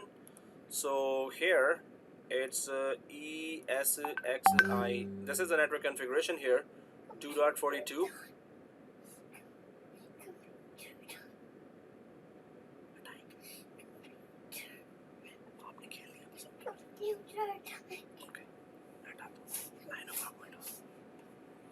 Okay, so yeah, my kid was just screaming at me very quietly, and I was like, oh, okay. Anyway, so yeah, this is yeah, you got it. Okay, so how to set up SAN? So that's a very good question, Ali. What's the next question? So so how to set up SAN? Now that's a very interesting question, and very general question. Ali, you have to join the VMware class for that. And that's where we set up the whole SAN properly, right? Normally, sure, there you go. So, I think you have already attended the VMware class, yeah, you can just open one of the videos which you have. So I have set up the SAN for VMware in the VMware class. Okay, guys, here, so we have remotely connected, right? So we need to go to the AWS site now and go inside the service of Storage Gateway. So AWS, enter, and sign into the console. I'll open my MFA here. You didn't go into the console, ESXi console, and configure any network settings, right? So we just got the IP from DHCP. And then we put the IP here, and then we just logged in. That's all. Okay, thanks. Okay, so here, I'll just go for username, password, sign in, and then the MFA code is coming my way on Google Authenticator. Yay! It's it's finishing the 15 seconds. I'll wait for the next code. 071455. Okay, we're inside. Yay! Okay, so Chintan says there is a storage. Try to follow. You will get something. Oh, okay.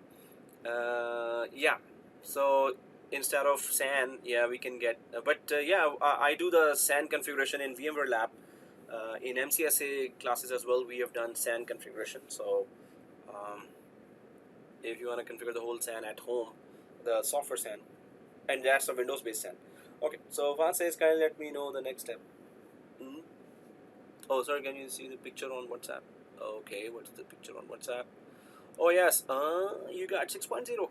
Okay, it's not 6.5. So you can just select that option that says on the left side, open the VMware host client, the second blue line, right, in the picture. No, Mohammed Jaffrey, I use Windows-based SAN, ITCSI SAN, not OpenFiler. Okay, and yeah, OpenFiler is actually better, but all the VMware advanced features can be run on Windows-based ITCSI SAN. So I just, for the lab environment, I went for Windows-based ITCSI SAN. You can see in my VMware videos. Okay, guys, so here, once we're inside the AWS, where is the storage gateway? Before that, I'm just going to go to my favorite area, and that is my billing dashboard. And I should see 0, 0. Oh, thank God, it is 0. Okay. So, and it's gonna be forecasted to 0.25 cents. Okay. So then I go to services. And there is storage gateway, this one. So we see storage gateway? Yes, we do. Okay, let's click that.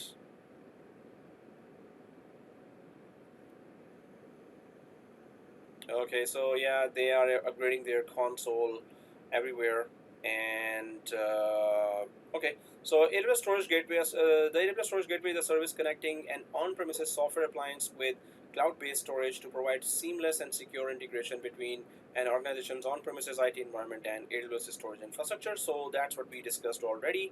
So now we can click Get Started. And now there are 3 types of gateways there. And first is the file gateway. That's what we're doing here, because it's going to be connected with file server. The volume gateway and tape gateway. Wow, tape drives. So that reminds us a lot of, even now some banks are using tape drives, because they have invested millions of dollars in that tape drive infrastructure, tape backup, right?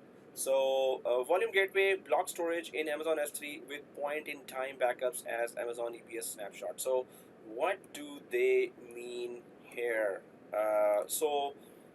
Here, volume volume gateway is that if you have Amazon S3 bucket point-in-time backups as Amazon EBS storage. So what is EBS? EBS is Elastic Block Storage, or the virtual disk, which is also called volumes, virtual disks. The storage for that, if you're just trying to grab all the full volume and back it up as a snapshot, you want to take it as a snapshot, the full virtual disk with whatever data inside. Vakase asks, what's the best alternative to tape? Well, right now it's just cloud backup and disk-based backup. Maybe you can the HDD disks, the cheaper disks, you can just back it up there.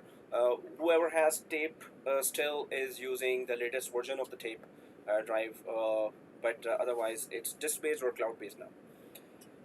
Okay. So, Glacier? Glacier is the alternative for cloud. which one? Sorry. The Glacier backup, Glacier, I'm yeah. talking. Cloud backup, Glacier backup, exactly as you said. So, yeah, here and virtual disk the whole volume can be backed up with the volume gateway here, and EBS is just Elastic Block Storage or volume or virtual disk there. You can also back up your virtual machines if you have in your on-premises environment the volumes, the disks that are attached to the virtual machines there can be actually whole volume can be backed up there up to the cloud, but it's gonna be taking a lot of bandwidth there. So then there is tape drive, and tape drives are okay. So let me first make a screenshot of that.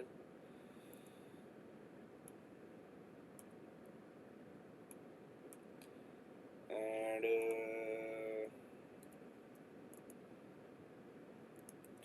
yeah, so tape drives, if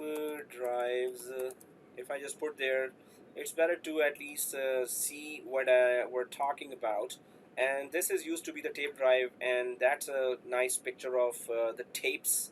You may remember from your childhood, maybe you were listening to those tapes as well. Maybe there are youngsters who never saw this before, but the older ones, they all know that what I'm talking about. So we used to listen to songs on these tapes, right? And yeah, so these are the tape drives, and they are still being used in some big infrastructures. They just have the newer versions of that. But the main disadvantage is if you put a magnet beside that tape, the whole backup will be gone.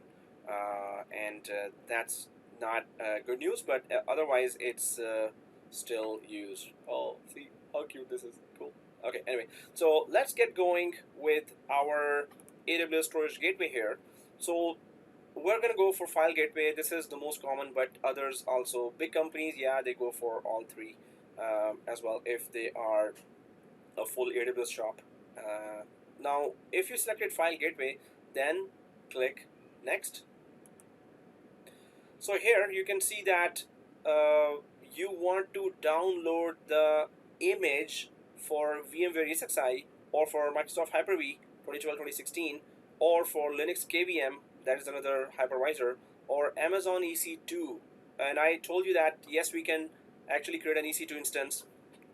It's just that it's not going to cover in our free tier, and they're going to charge us for that. So that's why we're not doing it on AWS. Or hardware appliance, you want to purchase an hardware appliance from them.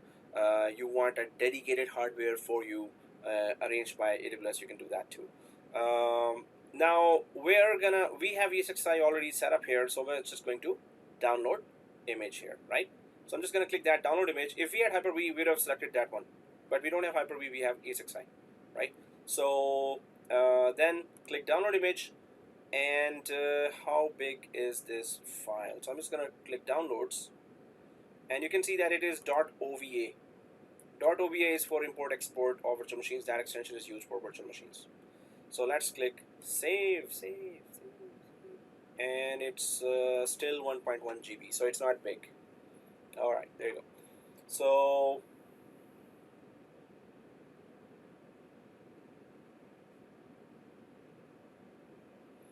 we need to copy, download. Yeah. So I have a question. The volume backup you said like it is point in time. So means whole EXXI like it's copy like whole VM or like that? Just the whole VM, AMD yes. The virtual disk of a VM, not the whole VM. The virtual disk of a VM. virtual disk. Okay, means whole disk like VMD. Exactly.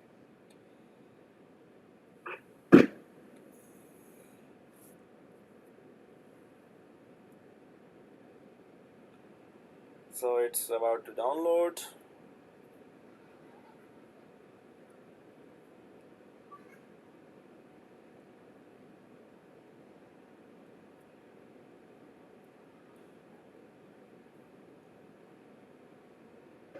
What is this in Linux KVM? Linux Like KVM is the hypervisor of Linux. KVM is a hypervisor for Linux, just like VMware is Esxi and Microsoft has Hyper-V. is it free? Like same like EXSI? Like there is no Well, charge? if Linux is free, like if you go for CentOS, that is free. So then you can deploy KVM as well. Any Linux guru here who has used KVM?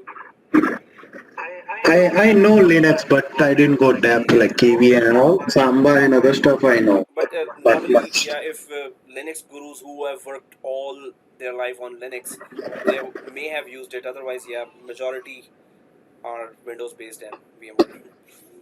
Okay. So Ali says OVA machine is interface between exactly on-premises and AWS. Yes, Ali, you're right.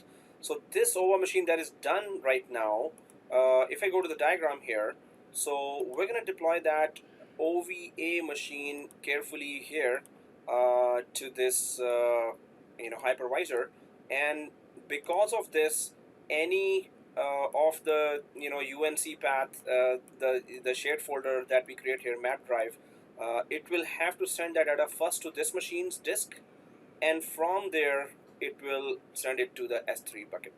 So yes, this machine is the bridge between AWS and the on-premises. Okay. So yeah, it's downloaded, guys, and I need to go to that folder where it is downloaded in my laptop, and I need to copy this into my Windows machine.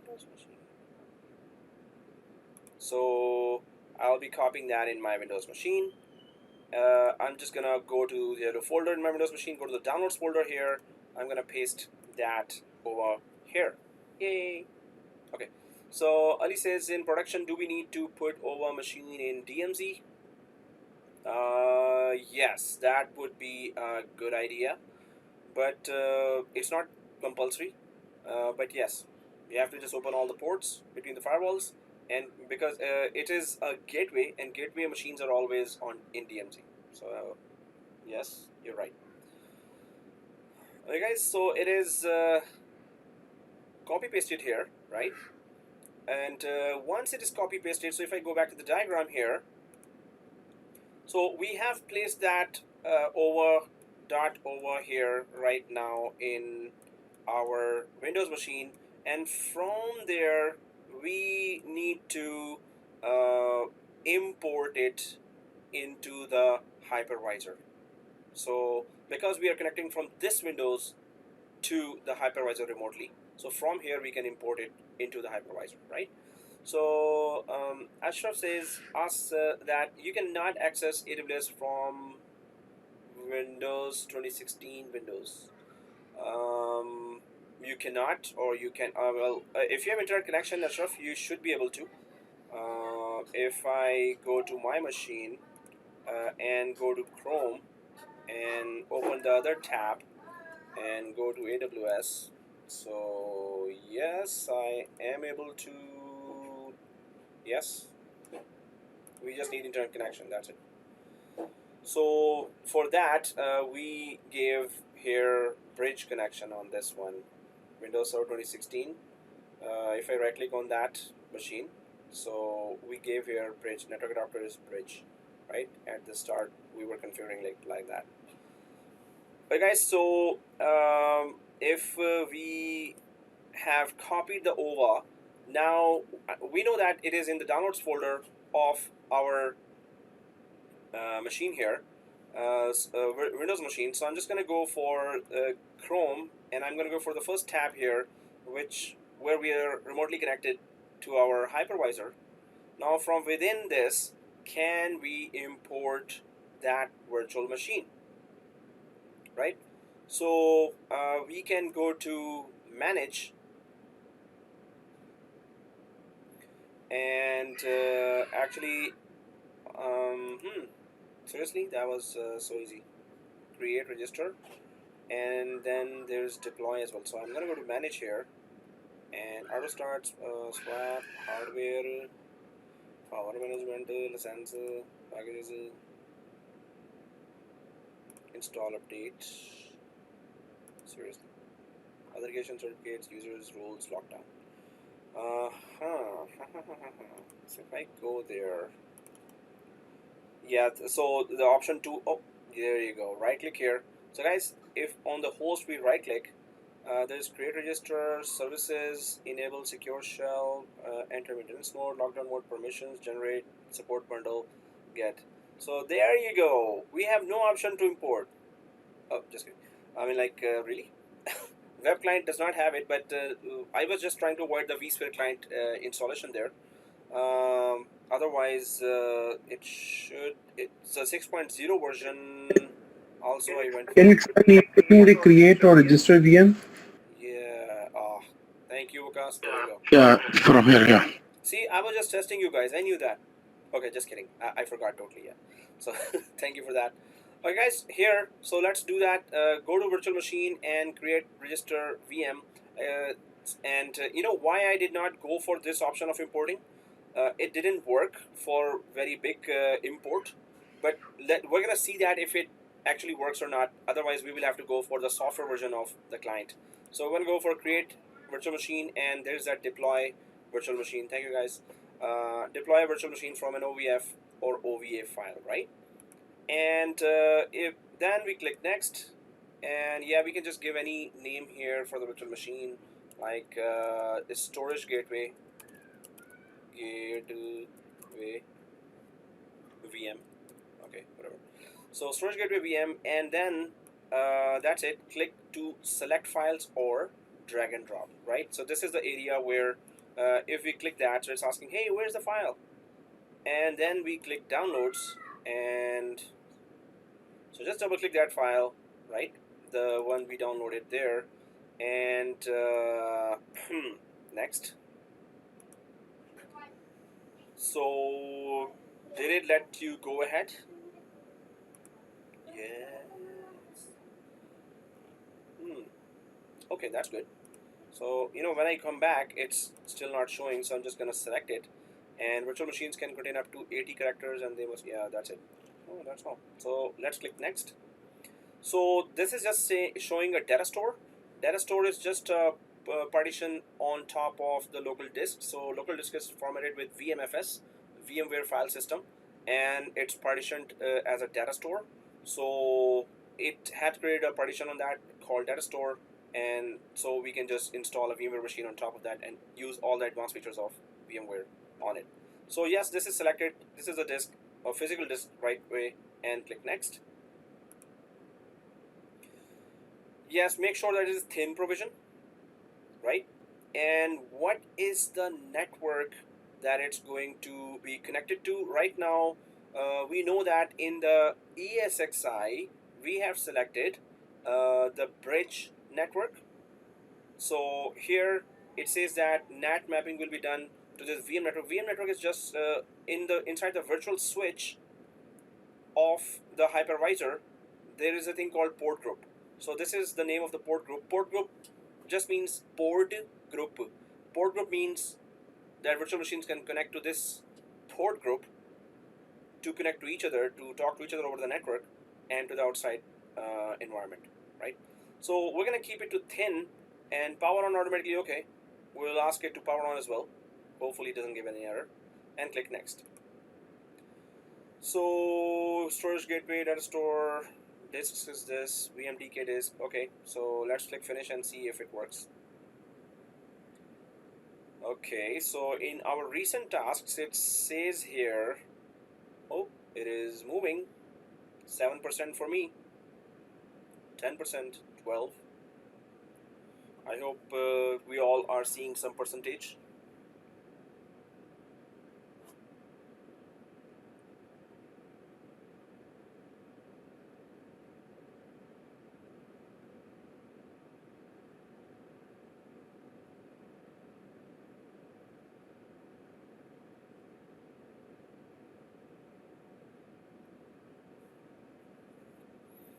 Yeah, interesting.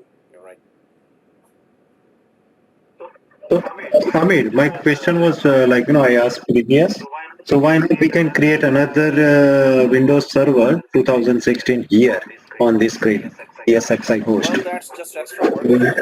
We're already inside Vmware Workstation. So nested virtualization is Yeah, just no, instead of workstation, I'm just saying like, no, I'm not doing on workstation, just do it everything on here.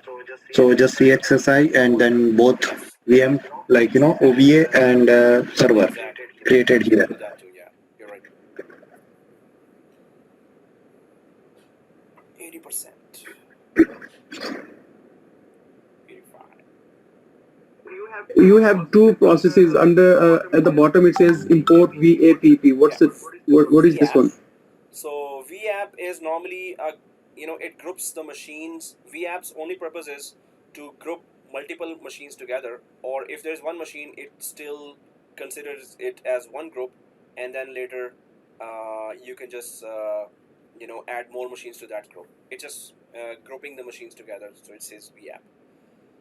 Okay, it's not able to power on, and we're gonna see the reason why. So monitor loop power on failed. Click here more details. I'm gonna click that more details here because I got an error, and I'll just drag it down. Oh, it's not okay. Anyway, I'll just yeah, there you go. So monitor loop power on failed. The number of CPUs has to be 4, not 2. Is greater than the number of CPUs 2. Okay, so there you go. Fahad is also saying that. So number of CPU should be 4. So guys, if I go up there to ESXi and go to settings, although the CPU is showing here as well, this one 2. So we need to make it 4. So processors. So we need to make it 4, and I cannot do that because I have to power off this ESXi hypervisor and then change the processor from 2 to 4, and then come back here, then remotely connect from Windows machine and then power it on. Okay, that one of the requirement I actually forgot to mention here. So I did mention VMware that it needs 16, so it also needs 4 CPUs. So for ESXi, the gateway appliance needs 16 GB RAM and 4 CPUs.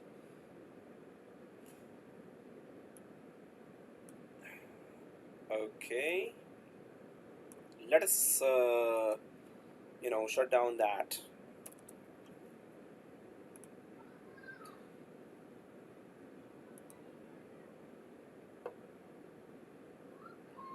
Yes, what we need is 16 GB of RAM for for the storage gateway appliance. So we need to give this machine 16 GB RAM. I'm just gonna, even if you overcommit, suppose you have a total of 16 GB RAM, you can still overcommit here. It's okay. So I'm just gonna go to power and I'm gonna shut down guest, this one, or go to F12 and then shut down directly from here. If you click F12 and then go inside, then it's gonna allow you to shut down directly here, or from right click here, power, and shut down guest this way. So, sir, basically, for this whole process, we need three machines. Basically, one is ESXi and two Windows machine, right? Oh no, one Windows and one storage gateway. Well, we need basically 2 machines because the virtual machine itself, the appliance itself from AWS, has to be inside a hypervisor. So, but this is gonna be a third machine, right? Total third machine, yes. But within VMware Workstation, 2 machines, third will be inside that second machine. And how about file server? We are gonna create another machine, or we are gonna use the existing Windows machine, This the first Windows one. machine is there for the file server purpose as well. Okay, so we are using this machine for two purposes. First, we connect to the ESXi, and also for file server, right? Yep. Okay, thank you. Okay guys, here I have shut down that Esxi hypervisor, and I'm gonna change the processor from 2 to 4. So again, I would just stress that make sure that you upgrade your physical, desktop or laptop i7 quad-core processor. With hyper-threading, it becomes 8 processors there. So I'm just gonna change it to 4 now processors and press OK and power on. 4 processors. And this is just for Esxi. Do not go for Windows machine for 4 processors. This is just for the hypervisor. So quad core means like we can assign 16 processor total, like quad core means. So with hybrid threading, it goes to 8 cores there. 8 into 4 or like that? Yeah. So if I go to task manager, see this performance, and yeah, logical processors are 8. So if it is i7 quad core, it's going to be 8 logical processors. 4 cores, 8 Okay, processors. so maximum 8. Yeah, maximum it can go 8. Okay guys, so let's take a break and then come back. Yay! Ali will not like the break, but all others are liking, so okay guys, 8:09, right? So 8:25.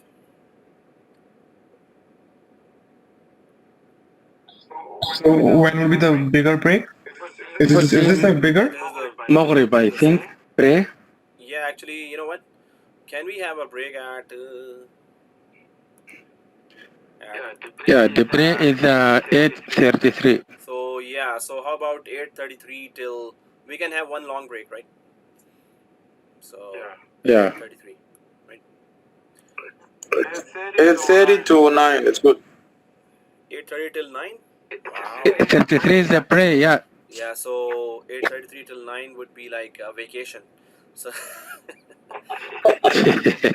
So we only have one break? yeah, we got one break at 8:33, and yeah, it's gonna be 20 minutes then, not 15 minutes. But sir, 33 the pray. Yeah, so 33 plus 20 minutes from 8:33, 43, 53 till 53. 8:53. Okay. So do we have break now? Oh, so it will be 8:33, not now. Is that okay for everyone? Actually, I need to pray answer, so at least I need 5 minutes break.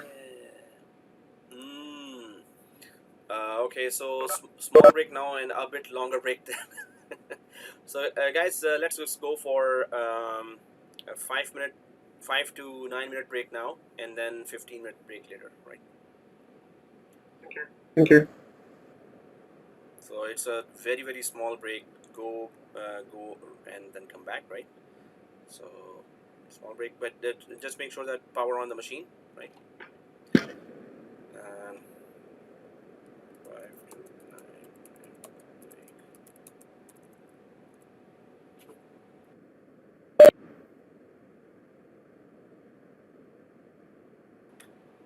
Resuming.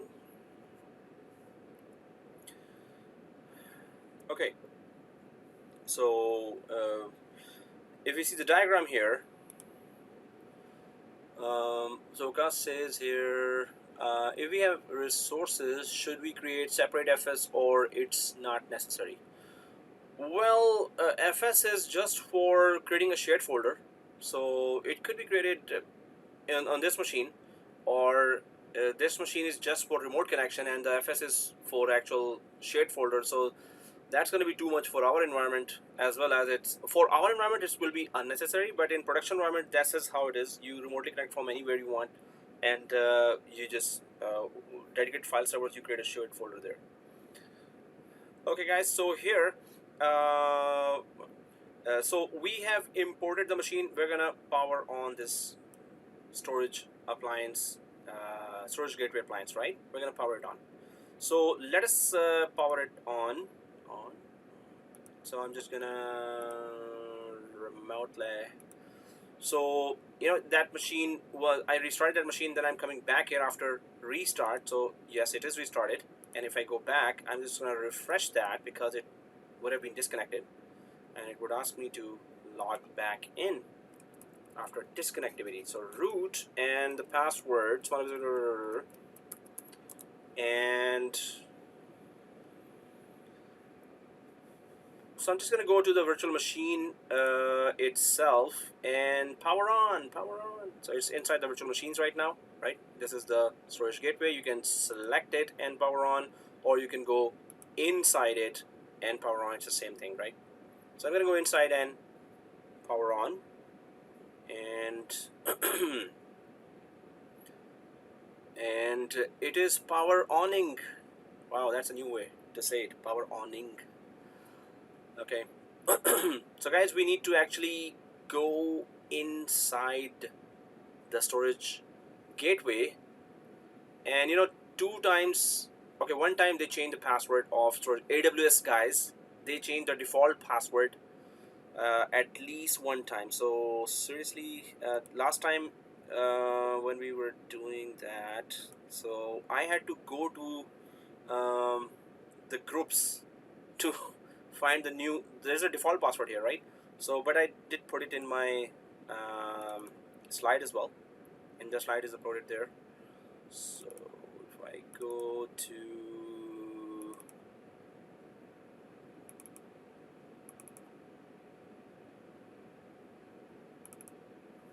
I think I put somewhere there the new password, default password.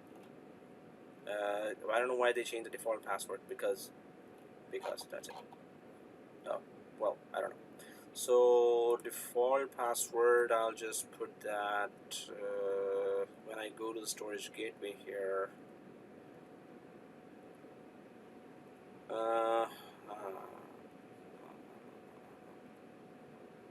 Seriously? Do I have to search it again? No, it's here. There you go.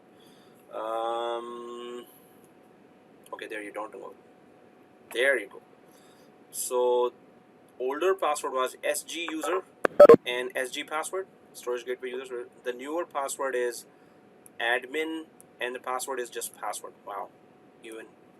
So this is what it's supposed to be.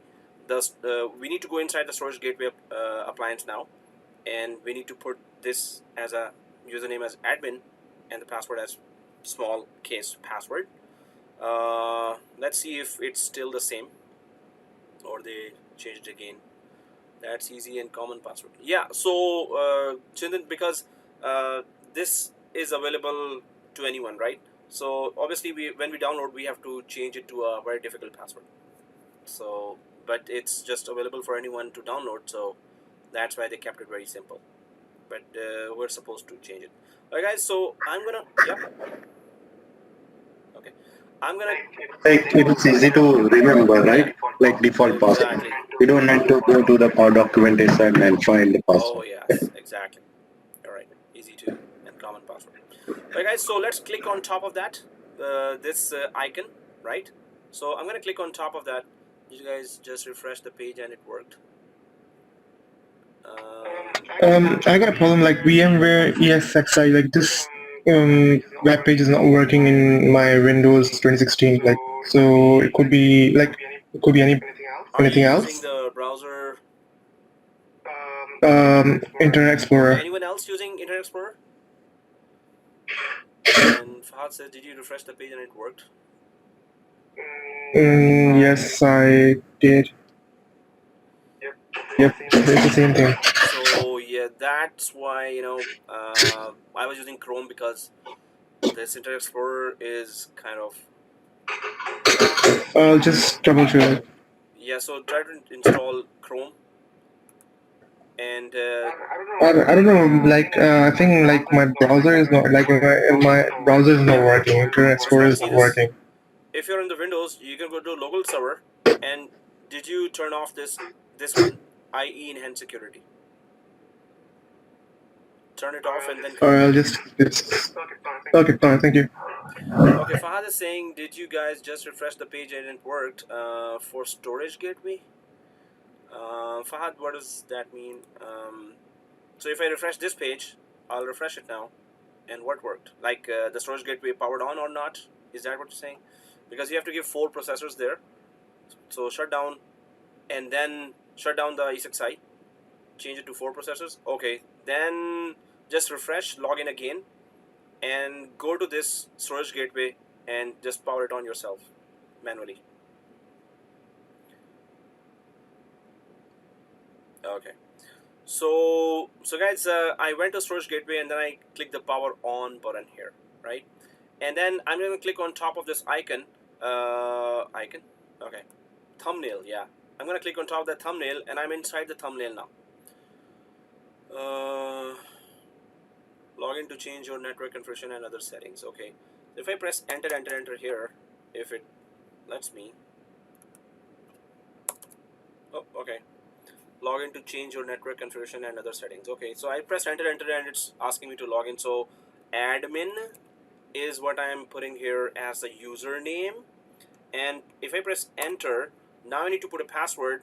Most probably it will not show you ****, so you just have to trust your fingers. So it will be small case password, PASS, believe me I'm writing, WORD, enter. I'm inside, yay. Okay, so there's a screenshot there. Oh, okay, so Fahad had put a screenshot at 8:04. Oh, okay, there you go. So that's good. All right, so guys, if you're inside and it looks like this, so first of all you need to note down your what is the command? No, it's you just go inside and press enter and put your username and password. Username is admin and password is small case password. So let me just put that here.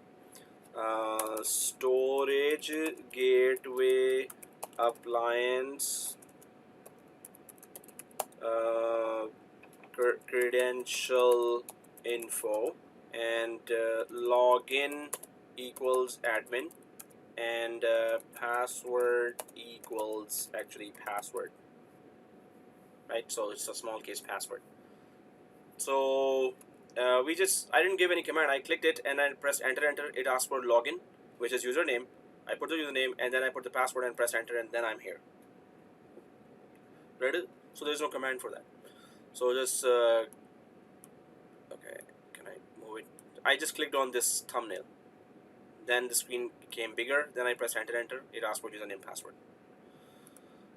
Oh, okay, sorry. That command that you're asking, that's in front of me. I think you're asking this one, enter command. So yes, we don't need to enter command. There is that menu based here, 1, 2, 3, 4, 5, 6, 7. So we just need to go for test network 3. We need to go for test network connectivity 3. This one, right?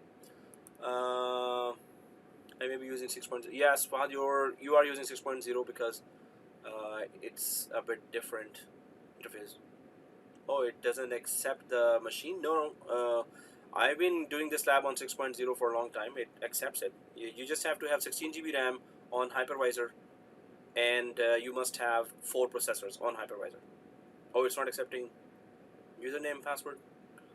The username, password is admin, and no, it's the appliance username, password. So it has nothing to do with 6.0.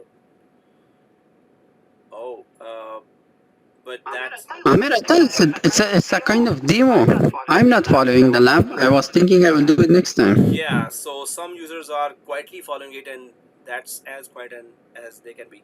It's a demo, definitely. So guys, we need to actually go ahead. So I'm going to go for 3 here. Test network connectivity. And what does it show? So select network type. Is it public or VPC? So first I pressed 3 and then it came here, and then I'm going to go for 1 because we are connecting from over the internet to the AWS, so it is public. It's not VPC, right? So if I go for 1 here, they're public, and then enter region. For example, US East 1. Anyone knows which region are we connected to? Normally we connect to which region? Anyone knows? do we connect to, yes, we, North Virginia. no, yeah, North Virginia. And okay, so if we go back here, see this, yes, it's North Virginia, but it is known as US East 1. So they're asking in the storage appliance which exact region they're connected. So we cannot write this whole thing. We have to write this US East 1, US East 2, US West 1, US West 2, right? And so on for any East EU West 1. So I'm going to go for US East 1. Ohio is US East 2. So I'm going to go for US East 1. How do I go there? Like, we just need to type it. So as it says here, and the example is already in front of us. So US dash East dash 1 enter. So they're just asking that why we are here. First, we just need to check, are we connected to AWS with the help of this appliance?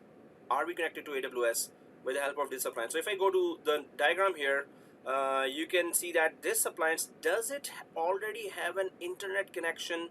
Well, it has an internet connection, but does it have a connection to AWS already? Let me tell you now, yes, it has. But yes, we need to prove that does it have internet connection or not. So Chintan is saying no voice. Guys, are you able to hear me? Are you all able to hear me? Okay. I'm saying North Virginia, not like no voice. Okay, he was saying North Virginia. Okay, sorry. So no. Okay, guys. So yeah, what's the proof that we are connected right now to AWS? So if I go to US East 1, so it says select endpoint, standard or FIPS. If it lets you go ahead with US East 1, this actually means we are connected. But I'm just going to go for, this is saying standard here. So what kind of connection it's just asking. So am I going to go for standard, which is 1. So I'm just going to type 1 here for standard, and there you go. Now, what you see here is the proof that the appliance that we just imported and powered on is actually connected to Amazon Web Services, right? So select endpoint type. So it is just saying storage gateway US East 1 Amazon AWS.com :443, right? Past. This appliance can communicate with AWS directly right now. So that's a very good thing. So we can go ahead now, because we downloaded and imported the appliance, we powered it on, we provided an internet connection from the browser here, and it is connected to AWS right now automatically in the background.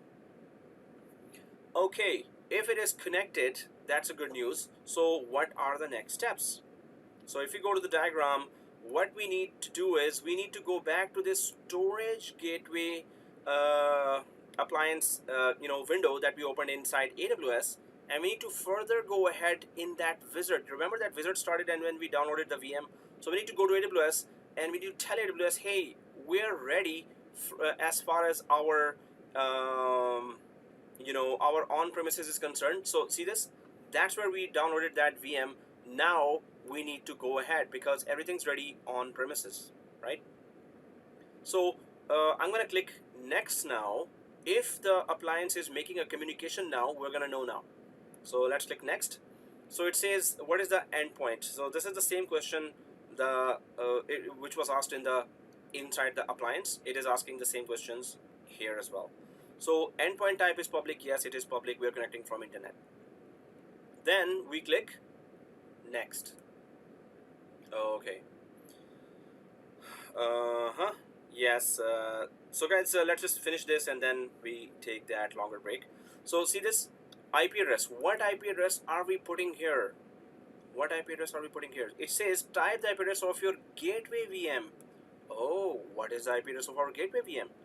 If we go down, and you're gonna be a bit amazed here, it just needs to have the the private IP of the appliance. Now, what is the private IP of the appliance? How can we know that? So if I click on this appliance, I'm gonna click inside the appliance, and I need to get out of this whole wizard because it says press X to exit. I need to press X now. Okay. Return to continue. Okay, I'm gonna press enter. Anyway, I pressed enter and it just went back. So, you know, this IP is given to my gateway appliance by my DSL router. I'm gonna give this IP now.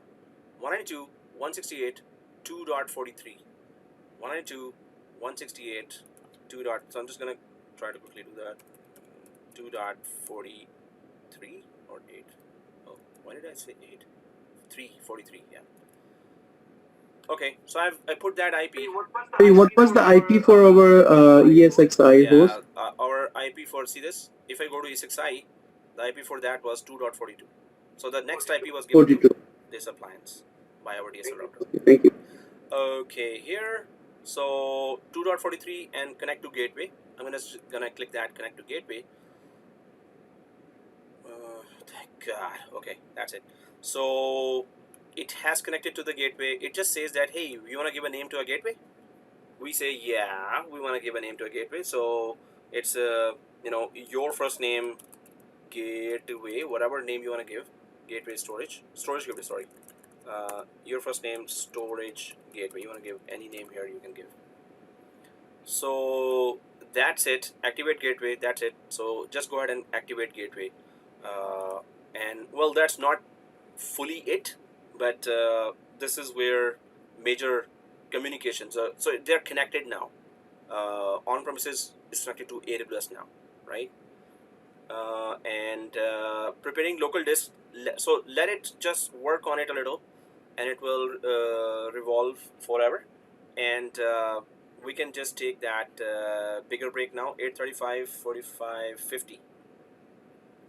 So 8:50, we're gonna come back. It's 15 minutes. So guys, you should all, those who are following should be, those who are quietly following should be no local disk found here, right? Otherwise, let me just go ahead and finish that. So sorry guys, 8:50 we meet. 8:35, 40. Yeah, 8:50 we meet. Yeah, Ali says green for me. Huh? No, green this for you, right? 8:30.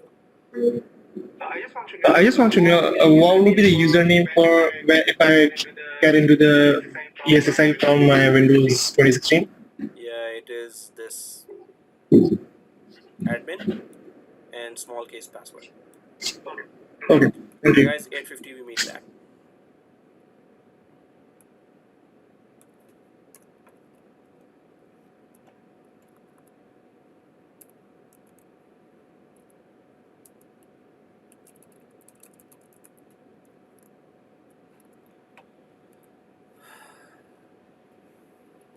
Yeah, break for 18 hours. Oh, 8:50 we meet back. No, it's not an error. Ali, I'll be explaining what is that. So, yeah, after the break. Okay. I'll mute. So guys, we're back, and what we wanted to show here, that we're connected to the gateway. So if I go back to the diagram here, we needed to finish. Normally the class should be that everyone is following, and we're doing the lab, but this lab I just requested that you can follow when the video is there right now, because it's long lab, and we are here, we have reached here because of we were a bit fast. Otherwise, even till now here we wouldn't have reached. So here, guys, what we are trying to do is, so the virtual machine inside, it is connected to AWS, because when we went through the AWS wizard, so it we went next until we reached the stage where I'm just gonna show you now, this one.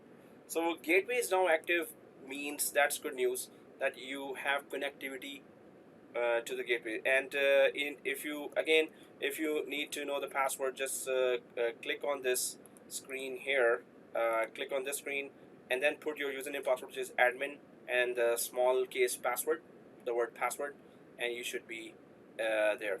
Okay. Well, password recording is resumed. Yes, it is resumed. Thank you for reminding. Okay. And so guys, and then the first thing you will see here is the password, IP address, sorry. Okay, now if we are logged in with the username password of the appliance, right, and let's go to this side and try to understand what's going on. So there's that gateway is now active, but what is it saying that choose the local disks on your gateway VM to use for upload cache storage? So what does that mean, local disks? So local disks on your gateway VM. Oh, so that's what it's saying. So if I go back to the diagram here, what we are missing here is that we can mapping. Okay, yeah, you're right, Chintan. So here, what we're missing is, we already have one disk inside. Obviously, when you have a virtual machine, obviously you need to install that storage gateway appliance on some kind of operating system. Here it is Linux based, right? So one disk is there, but it needs yet another disk here to use it as a cache disk. Oh, what is a cache disk? So anyone knows what's a cache or cache? Yeah, you were saying? Yeah, the cache is area that the computer save the information, like I don't know, is it right? Yeah, it could be So when a game or a movie or yeah, no. yeah, to save the information. If you need it next time, just for quick to provide the information quickly So and fast. exactly, you're right. So cache disk, it's just caching. It just means that you have stored it locally temporarily, so you could retrieve it fast, right? So cache disk, we need to create that cache disk, and this, yeah, this is the cache disk. So we need to create it, and what is the purpose of that? Whatever data needs to be synchronized to the S3 bucket needs to go from the Windows machine to this cache disk that we are about to create now, and it will stay here in the storage gateway, and then it will be transferred from here to the S3 bucket, right? So this cache disk has to be there. If that cache disk is not there, no data is going up automatically in sync. So Ali says it is not credit, it is cash. Exactly, they deal in cash. Credit card, you just have to pay tax as well, right? Right. Okay, Mohammed Awad says, for how long will store in the cache? Normally it is supposed to put that data, synchronize that data immediately. So if there is already a queue of data there, so it waits for that much time that the next data is already transferred, and then it starts transferring right away. So okay guys, we need to add that cache disk, and when I go back to this, you can see that where is the local disk? Obviously we did not find that local disk here because we did not add the second local disk. So we're gonna add that now. But if you are on this, I hope Fahad is also there, because I did show that IP, and hopefully you were able to do that. So configure logging. There you go. Very good. So configure logging. So guys, we can actually go ahead of this, right? Because we don't need to stay here. I'm going to show you where it's going to detect. So first of all, we're going to add a disk manually here, right? Once the disk is added, we need to restart the appliance. Once the appliance is restarted, it's going to make that communication to the AWS again, but this time it would have that cache disk as well. So then it will be green here that yes, I found a cache disk, but right now it's not, because it didn't find one. So it only has the disk, the appliance only has the disk on which the storage software is actually installed. It doesn't need that. It needs a separate local disk. So I'm going to click that configure logging here. Vikas says, as per the diagram, we're going to have two disks. Exactly. So we're about to have the second disk added to the gateway appliance. We're about to do that. But before that, let's go ahead and finish this wizard first, right? So configure logging, I'm on that page, and I'm going to click configure logging, and there is okay, create a new log group, which is also okay. Verify VMware high availability or HA. So I'm just gonna go next with whatever we have. So verify VMware high availability configuration. This step is only required if you have deployed storage gateway to a VMware HA enabled cluster. You know, that's why I'm trying to say that please do go for in-depth VMware course as well and get that VMware certification. So it says here VMware HA. Now high availability in VMware cluster, if you have the VMware available, then you can enable HA there as well, which is high availability, right? But you know, if you don't have HA enabled, which we don't, because HA is only enabled when you create a cluster, and you can only create a cluster if you have a enterprise grade application of VMware called vCenter, right? So that's a pretty expensive application license that you have to purchase, and the small companies can't afford it even. So so we don't have HA right now, or high availability of VMware, because we don't have that enterprise grade application called vCenter. We don't have that. So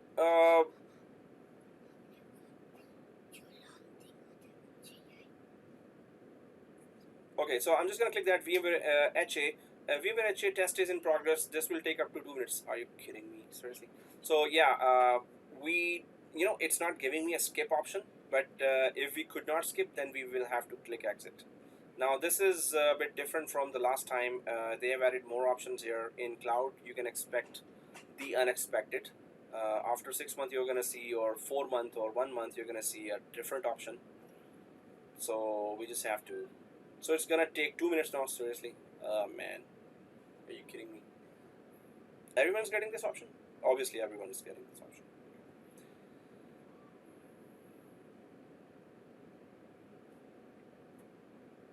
2 minutes, right? So is it gonna refresh itself, or we have to refresh? If we do refresh, then it might take us back to the start. But if we know the IP of the appliance, we will still be able to go through the wizard again easily without needing to make any changes on premises. Well, I hope it changes to after 2 minutes itself, and we don't have to refresh, because there's no local refresh button here as well. Seriously, 2 minutes passed? No? Yes, maybe. Should have started the timer here after clicking that verify VMware HA.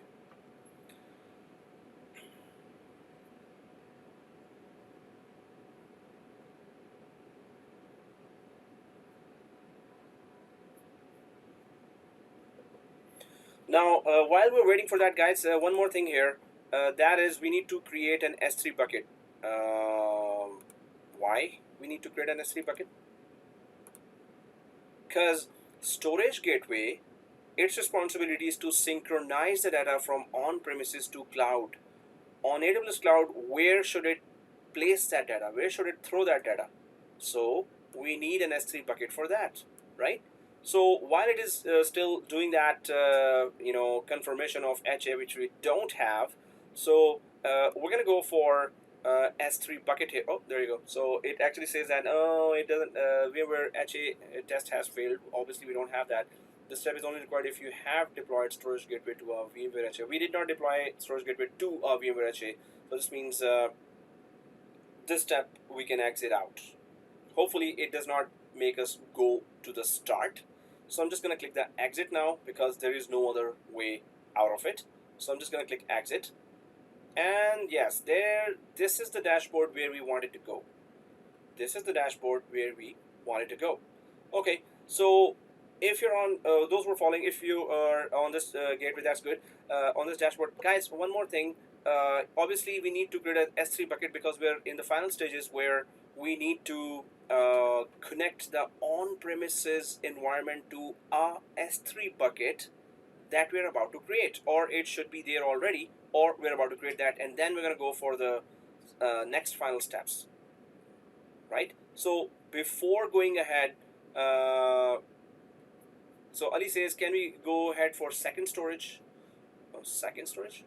What is that? Oh, second storage gateway, you mean? We don't need oh yeah, the disk. Yeah, either we can actually go for disk, or because this step has to be done since we are on the cloud right now. We flew up to the cloud, so we can do this first. But you can do that first or this first. It doesn't matter. So I'm gonna click duplicate here. I'm gonna click duplicate on this tab, and then I'm gonna go for services, and then S3. Right? We've gone through those labs already. So S3 bucket. And oh, seriously, I did not delete those buckets. Okay, that's not good. Anyway, I'm gonna click create bucket. So guys, hopefully you deleted those buckets and you're not like me. I'm so reckless. I'm gonna click that create bucket now, right? So here, just bucket. So we can just go for SG, and it should be small case. SG storage gateway hyphen bucket and today's date.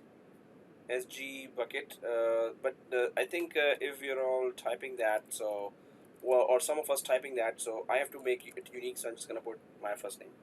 So SG dash bucket or whatever name is need to be placed there, I'm just gonna put that name there. And then we go down to block all public access. Yes, it's okay, block all public access. Okay, so Vikas says if buckets are empty, you will not get charged though. We didn't delete because of inventory. Yeah, we didn't do inventory testing. Actually, nobody did that, right? Okay, so that's why we didn't delete. Now it's been so long. So let's keep going, guys. And disable bucket versioning is disabled. It is okay, or you want to enable that. It is okay as well. But for storage gateway versioning, enabled is not prereq. So I'm just going down here and I don't see anything that we need to configure other than I just put the name there. That's it. And make sure it is in North Virginia. Make sure it is in North Virginia. I'm just going to go down here and click create bucket. So give a name and it's in North Virginia. That's all, right? And create bucket. So once we create a bucket, it says, hey, where are you going? Bucket name must not contain uppercase. August, seriously. Okay, it's no longer caps. Okay, so bucket is created. As far as bucket creation is concerned, that is done. So yes, as we were trying to talk about, so the bucket is there, but we need to add this other disk that is called the cache disk. So let's do that too. And after that, the final steps will be coming. So I'm going to go down to the on-premises and I'll add the second disk now, and we know why we're doing that, right? So I'm just going to go back here to the Windows, yeah, and there we are. So I'm just gonna close that, or yeah, I can minimize that, whatever. So here we need to, okay, I'll close that. So now in this storage gateway, how can we add a second disk, right? Go to edit, and then you will see the disk. All right, there you go. Otherwise, rules the way. Yay! Thank you. So right click on the virtual machine and go to edit settings. Right click on the virtual machine, go to edit settings, and then what? 695.5 virtual machine. Are you kidding me? Okay, so once we are here, there's a virtual hardware here. Okay, I think machine is started. That's why it may not be showing us to add something, but there is that add hard disk here. Actually, it is showing. Sorry. So add hard disk there. Add network adapter. So we're gonna go for add hard disk. This one, right? And once you click the add hard disk, it is new hard disk or existing. Obviously, we don't have an existing, so we're gonna create a new hard disk, right? Once we click the new hard disk here, so you can see that a new hard disk is added, and it is just 8 GB. You know, for our environment, it's kind of okay, right? So 8 GB is good enough for just our testing. Otherwise, in production environment, you can go up to 200 GB, you know, whatever size you want, you can just go for that size. Depends on your bandwidth as well. Do you want to send huge amount of data and risk that data being dropped or slow on WAN? You're still traveling, your data is still traveling on WAN, right? So smaller disk will forward smaller amount of data, right? Or depend on your bandwidth, whatever your bandwidth is. So for test environment, I'm just going to keep it at 8 GB. You want to change it to 10 or 20 or 30 or 40, it's up to you. So I'm going to click save here after 8 GB new disk is added, right? 80 GB disk was there already. Yeah, that was the default size of the disk for the compliance. We didn't change that because it was already a ready-made machine, right? So they created that way. Second, you can just put it 80 yourself if you want. It's okay. I'm just gonna go for this. Yeah. Normally it's required smaller, right? Because it's used for the cache. Exactly. Cache disk So is supposed to be smaller. For production environment, obviously, I would go a bit more than this. I would go for maybe 40 GB or 30 GB. But here, yeah. yeah, but not like big data like 200. Exactly. You're right. Exactly. So, okay, guys, here I'm just gonna click save here, right? And yes, now that disk that you've added to a powered on machine might not get detected, although I'm gonna just give it a try. I'll just go back to this and I'm gonna go to the storage gateway here and create, well, actually, you know what, I need to create a file share after creating a volume, but it's, so if I select this, right, go ahead and just select that in the storage gateway, right? If you select that, you need to allocate local storage. So this is the option. If I refresh this here, see this, so select this and oh, why am I doing, I should just go ahead. So it's not able to detect that. I have to restart that powered on machine, so then it will detect that. Basically that's the point here. So I'm gonna go for yes, we have to shut down just the, not the host, we need to shut down this guy, the appliance, the virtual machine only. So I'm going to shut down this appliance. I'm already inside. I'm just gonna click shut down here, right? Exactly, the storage gateway only, not the whole hypervisor. So it is shut down right now, and it is telling me shut down guest, and it did not say it's successful. It's still processing, so I can refresh that as well here to get the updated result. Although it says a power on, and I thought that this will change to complete it successfully, but okay, so then we can power on, right? Let us power on.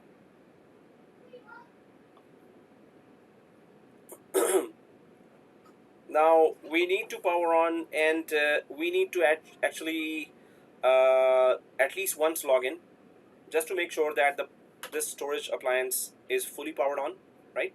If I click on the thumbnail here, so you can see the Linux machine is starting, or the storage gateway is starting.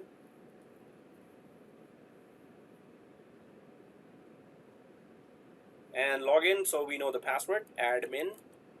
Oh, sorry, I'll click on top of that first. Admin. Okay, I'll just press enter first, because it's communicate now. Enter, and then admin, enter, and the password is just small case PASSWORD, enter. Yes, we're good, we're fine. If we can enter, we're good. So yeah, that's it. So you didn't want to add the hard disk? No, we already added Fahd, we already added the hard disk. So we added the hard disk and we shut down and then we start. So now I'm just gonna try to check, right click here, where, this one, right? Just to go back there and check that is the second hard disk showing there or not. So I'm gonna click edit settings. Although I should just go up there and just simply refresh, and it should detect it up there. Yes, the second hard disk is there. Good. Okay, I'm going to cancel that. And let's go up there. So we have added the second disk, and this guy here inside the console should be able to detect it. So I'm going to click the edit local disk now, that I want it to detect my newly added cache disk. you know what? If you didn't have that cache disk, it would not have shown here.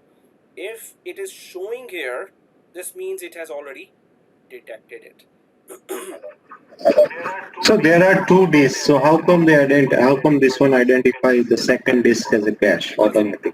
We didn't Yeah, configure the anything, first right? one is having an operating system plus an application. It needs a fully empty disk to be detected, a raw disk or unused So disk. if it is anything empty, if I create third disk, It should detect then that too. it will show here Yeah, too. it will detect too.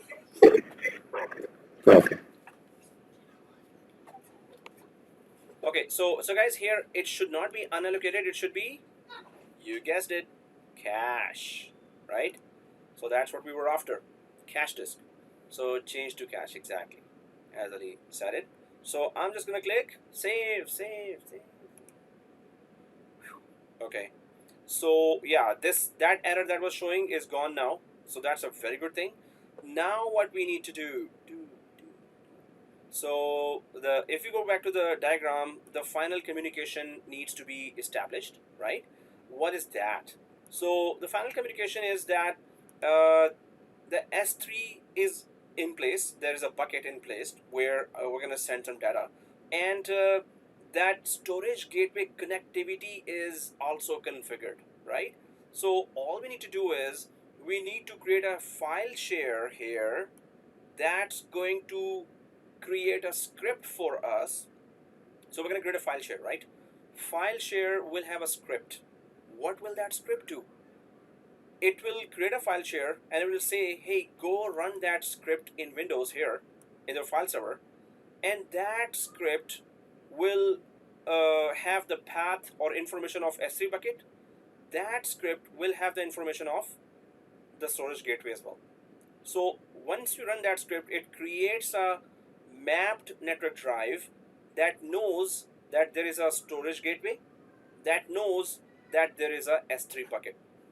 So that exactly, basically an API or application programming interface.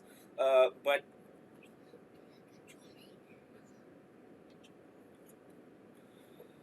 okay, so this script will simply configure all the components. If the components were configured right, then yes, this is the final step. We need to create that script here, which will know that there's a storage gateway here, and which will know that there's a S3 bucket there, right? It will tell everything, or it will configure it in a way, the Windows file share, that when you put a file there, it will first go to the cached disk here, and then it will reach S3. Our objective is, once it is successfully created, if we put any file here, it should reach automatically up there on S3 bucket, right?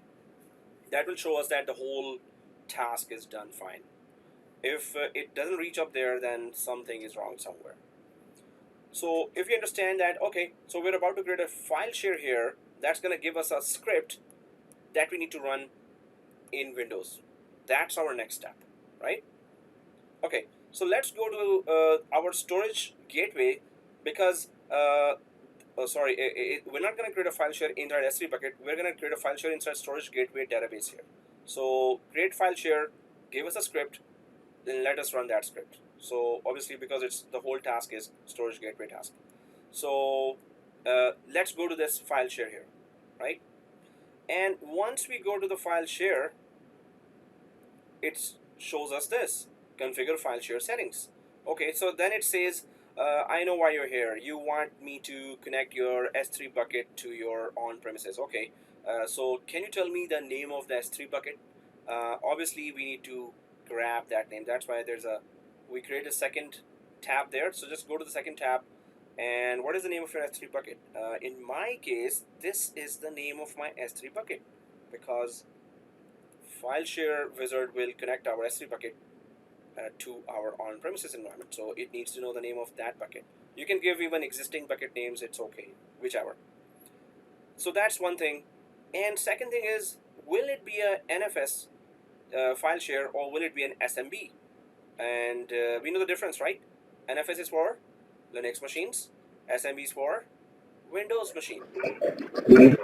Windows, Samba. Yeah. So server message block, SMB, and NFS is for network file system, so it is for Linux. Now, which should it be?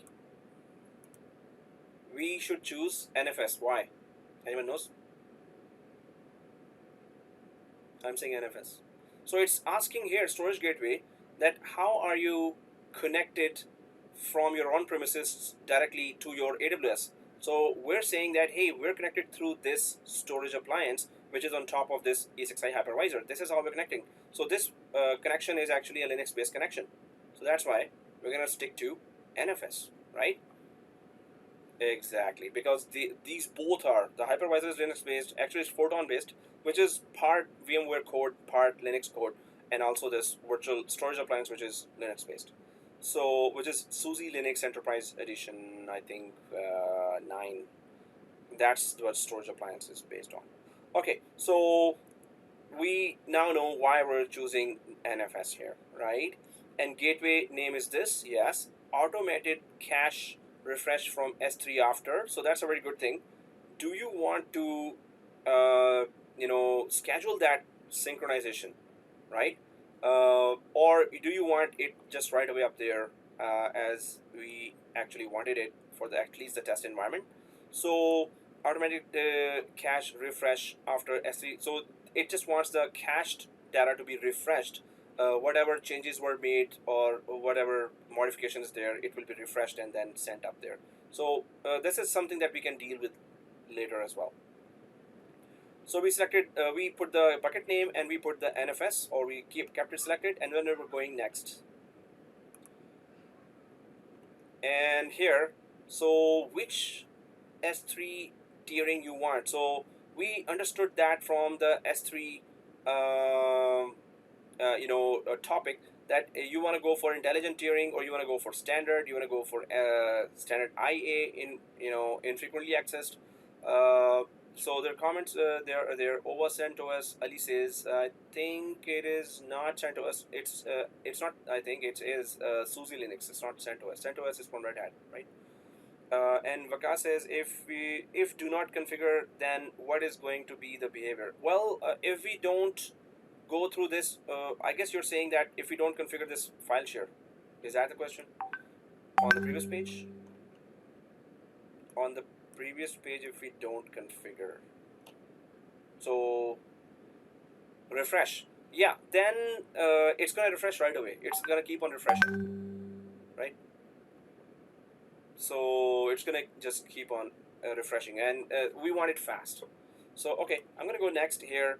And intelligent tiering is okay, or standard tiering. We're just gonna delete that. But in production environment, it's up to you. Intelligent tiering is when will you be using the files, or in your company the files are frequently used and then less frequently used, and then back to frequently used and then back to less frequently used. If that's the case, then you go for intelligent tiering. If they are used frequently all together, then go for standard storage, right? And we know that already. We have talked about that in detail. You can refer to that video. So by default, it was on intelligent tiering, chosen thing to optimize storage cost by. So they're just saying, hey, you want to save money, then go for that. Otherwise, you can go for any. So it's up to us what we can do, but we can just stick to S3 standard. If you keep it to standard, intelligent tiering, it's also okay. If you switch to S3 standard, it's also okay. We're about to delete that anyway, right? And then it's just saying that object metadata, how do you want to put that information? It's a standard format, their MIME. And then give bucket owner full control. Yes, we want to give it full control. New IAM role. Yes, please create it for us, whatever permissions we need with that IAM control, IAM role. So it will give that permissions. We don't have to manually create that. And S3 manage keys. So yes, it's going to encrypt the data. Okay, encrypt the data. That's good. So this is just typical options there that anyone would want to know and configure. So let's click next. Well, that's it. Can you go back? There is a enabled page or something. There is one option.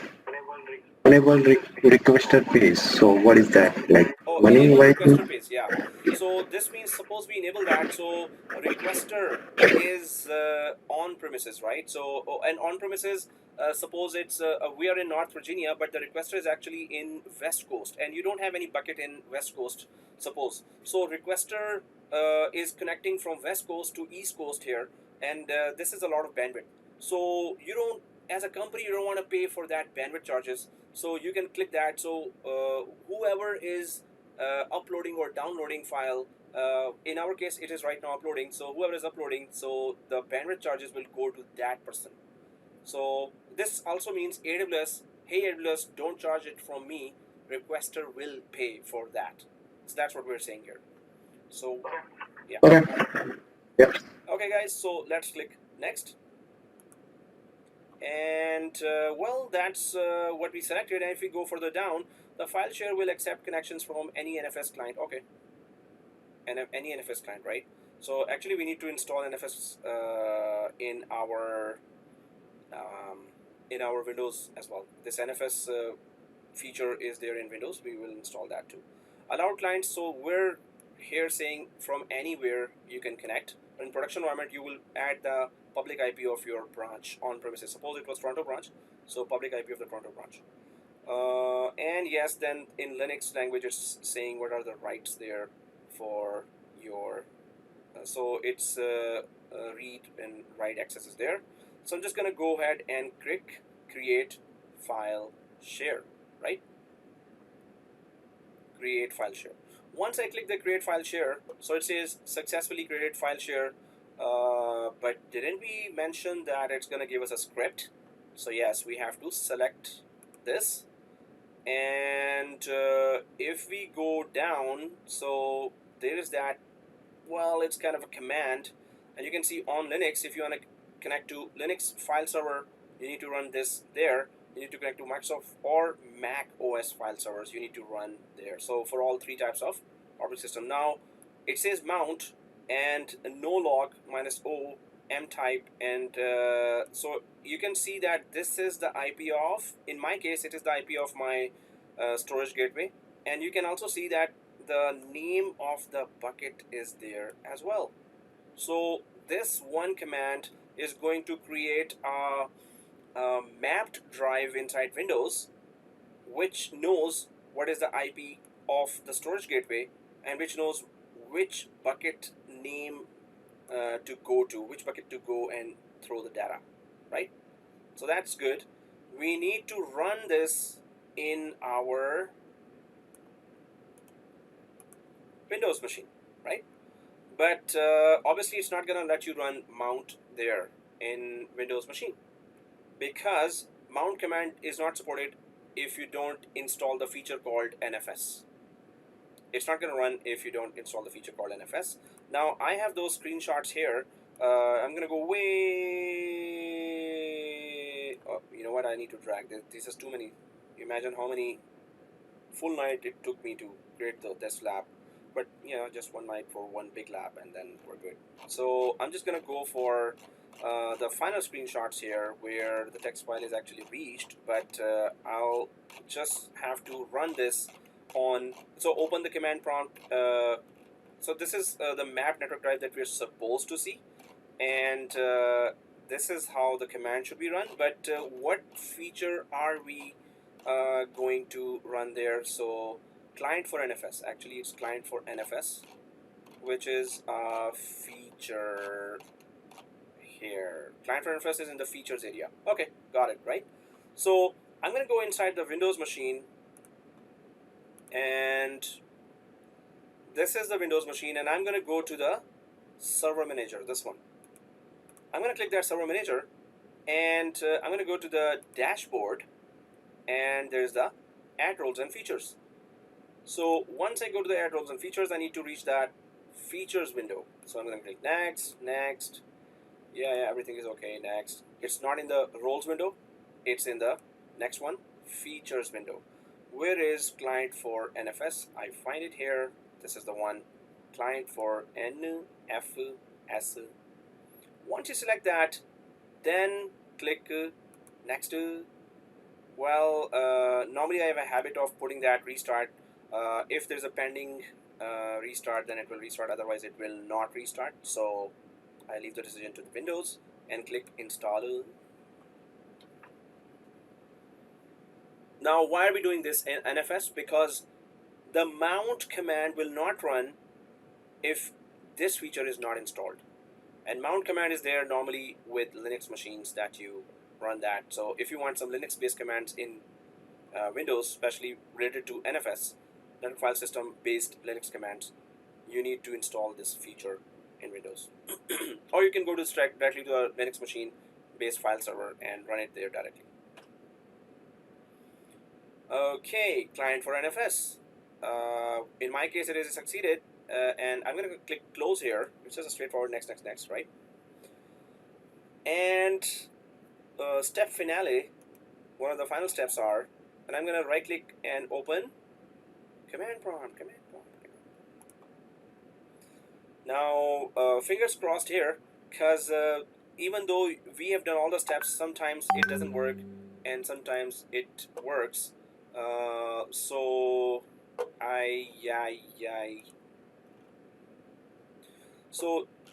I'm seeing my screenshots here, and I need to put that screenshot on that page where I put the command, because there is a slight kind of change here, right? When you put the command here, I'm going to show you when I put there. So there's a drive letter at the end. Before the colon, we need to put a drive letter of our choice, Z or Y or X or W, whichever, right? So we need to put that drive letter here as well. So I'm just going to go back here to AWS Storage,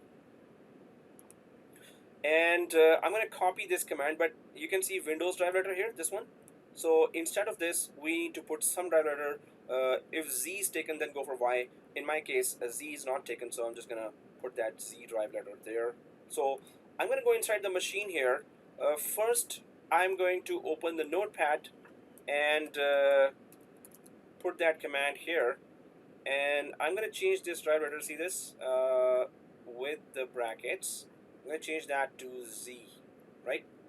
And then Control A, Control C, and whew, thank God.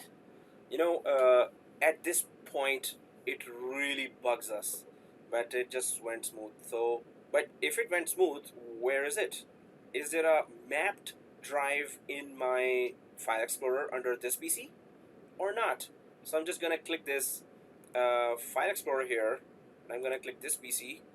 Woohoo! Yay! We got a Z drive here. Woohoo!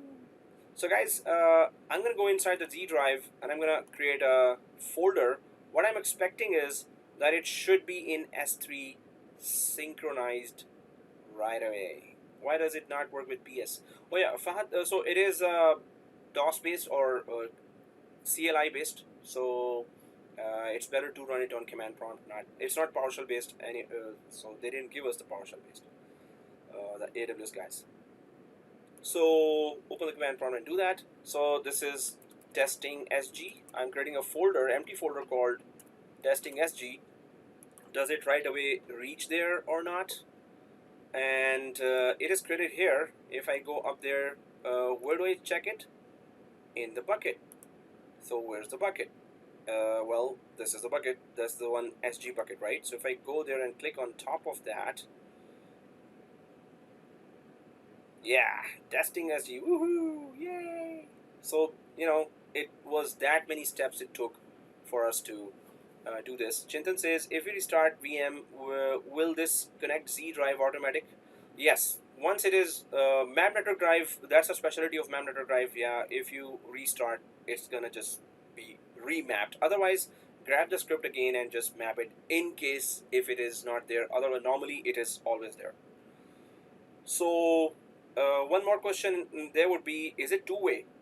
Is it from on-premises to cloud, or is it both on-premises to cloud and cloud to on-premises? So I'm going to create a folder here as well, and or add file. I'm just going to add a file inside of folder. So I'll just add some file here and upload directly. Does it go down there as well? Is it two-way or is it one-way? So I put a file directly in S3 bucket, which is actually synchronized through Storage Gateway. So if I go back and refresh, Control F, well, actually F5, or I'll just close this and open it again. Nope, it's one way, right? So if I create another file here or a folder, or upload anything here. So I create a text file and testing again. And did it reach there on S3? And refresh. Oh, testing again. There you go. So it's one way, right?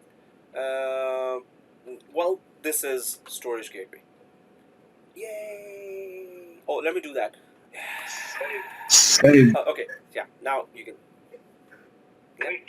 Rick, could you please one more time just repeat again after Okay, I'll I start from the beginning. So first we're going to install Windows. Then we're going to install Hypervisor. Oh, just kidding. So guys, this is it. Now I'll take your questions. Also, if you have any questions, hopefully you understood. And the first question from Ali. So how do we do that? So Ali, do you have this script there or this command? Okay, and just copy that. And did you add the NFS already? So I'm waiting for the next yes. Oh, there's the next yes. Then go for, did you open the command prompt with admin privileges? So, I put that command first in the notepad. I open the notepad inside the machine, and instead of that last bracketed, thing, I just I changed it to Z drive and then copied the whole thing, right? So whatever is written in the bracket, just remove it and put just the drive letter Z, Y, X, whatever, and then just copy the whole thing now and paste it inside a command prompt with admin privileges. Just paste it and press enter. That's all.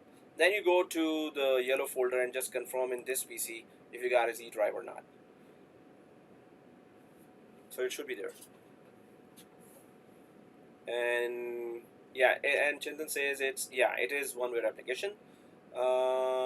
And Mohammed says, if you're done, I have a question. Yes, sir. Your question. My question, if you're done, because I don't want to waste the time. Yeah. Okay. So the file that you created here in the map drive, it show in the AWS right away because of refresh interval that it was 0. Yes, we didn't give a longer time to the refresh interval. So if you give time like minutes, something like that, it will show after amount, now, right? We are talking about refresh interval on the cache disk, right? So if the cache disk refresh interval is prolonged, so it should not make a difference whether you want to sync or not. It's just that whatever modifications are done, keep it refreshing. But whatever data is there, it's supposed to just pick it up and sync it right away to the S3 bucket. Suppose it is not refreshed, so maybe there is some changes I'm doing here, and that change may not reflect there right away. So in that case, older change files might be going up there. So it just wants it refreshed. Normally, it is supposed to be that to create a delay in synchronization, but it doesn't say that the refresh rate is directly related to synchronization delay. It does not say that, but we can just put it to test, and then we can know that, oh, okay, so refresh rate is directly related to synchronization, but it doesn't look like that it is related to that. Okay, so another question, very quick question. When you download the VM from the AWS that you install in Esxi, it gave us the error because there is a mismatch between the. I think it needs 4 CPU, right? And then you add the 4 CPU. My question is, can we modify the VM we installed from AWS to meet our virtual instead of do that? No, we cannot do that. Because you can see there already that there's just a download link only. So they don't edit that. Otherwise, if we suppose put it to processor, the application might not even start. it might give even more errors. So it requires that much power. So this means it has to be a powerful production environment server. Cool. Okay. So, Ali, then there's a problem with the copy pasting thing, or any one of the step in the storage gateway might not have been configured. So in that case, follow the video. Guys, you must all redo that from scratch the way we did that. And thank you very much. So we're done at 9:39. If there are any questions, let me know. Otherwise, we start a very big new topic now. Yes, woohoo, yay! Or I have a question. So this is similar to replication, one of the service, say like from live production environment to offline, we can say local server, and then from local server to upload to remote locations, yes, so it's similar to a that. synchronization service, hybrid environment. So on premises to cloud data synchronization service. Yes, but it's a gateway we use, and gateways are used for connecting different environments together. Yeah. And what happened? Somebody shared something. Somebody said that, hey, just that's it. Somebody's gonna share back. Somebody click the share button. Okay. Alright, guys. So if there are any questions, let me know. Otherwise, we meet again on Friday to wrap up the topics of AWS. Sorry, Amir. So my command is working, but I don't see the storage in the bucket. Is there anything that I'm So close missing? the Sorry. yellow folder or File Explorer and then install it again. Open it again. Oh, okay. Okay. Yeah. And did you make group for AWS exam preparation? Oh yes, Jaffrey, Mama Jaffrey. I made. Did I add all of you there? There was a long list of names there. Pretty much everyone.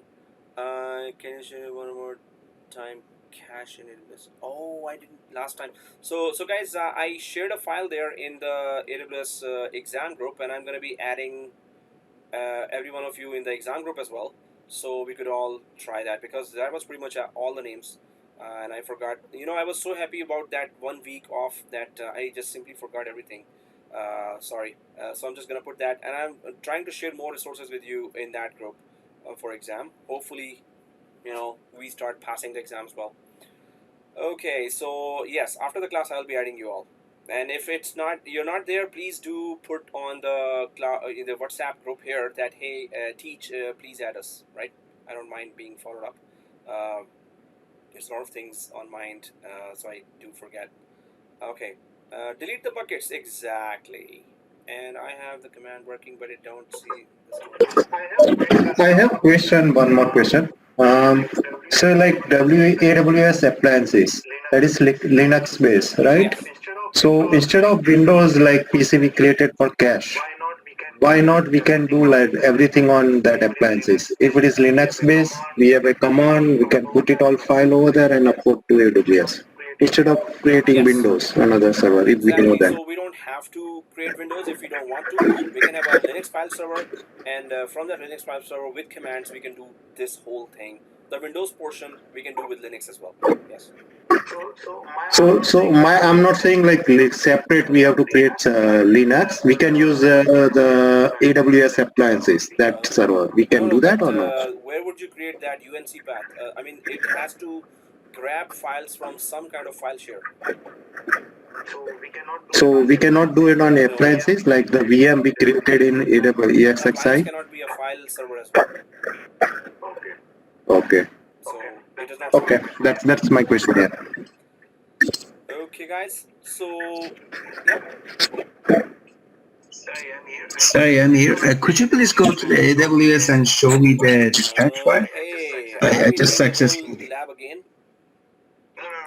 No. The last one which we created. So the football match and Because and this, right? I just successfully.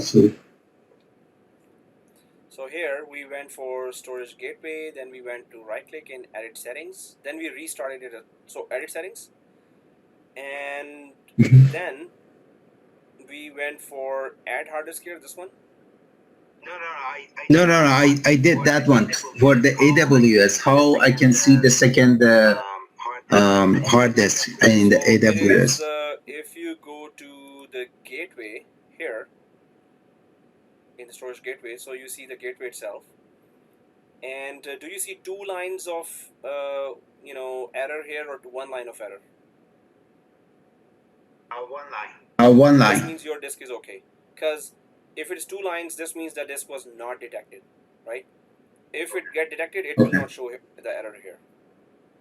So you're good. Then the share file here, if you go to file shares, this one, then yes, this is the command that you need to run, and you edit the NFS as well.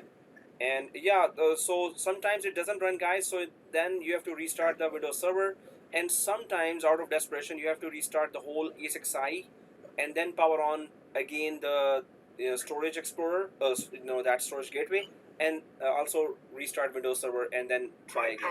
My problem is I didn't run as a Oh, okay. Hey, I the was command. saying that you should open it as admin. Come on. Okay, so it works, right? For you, right?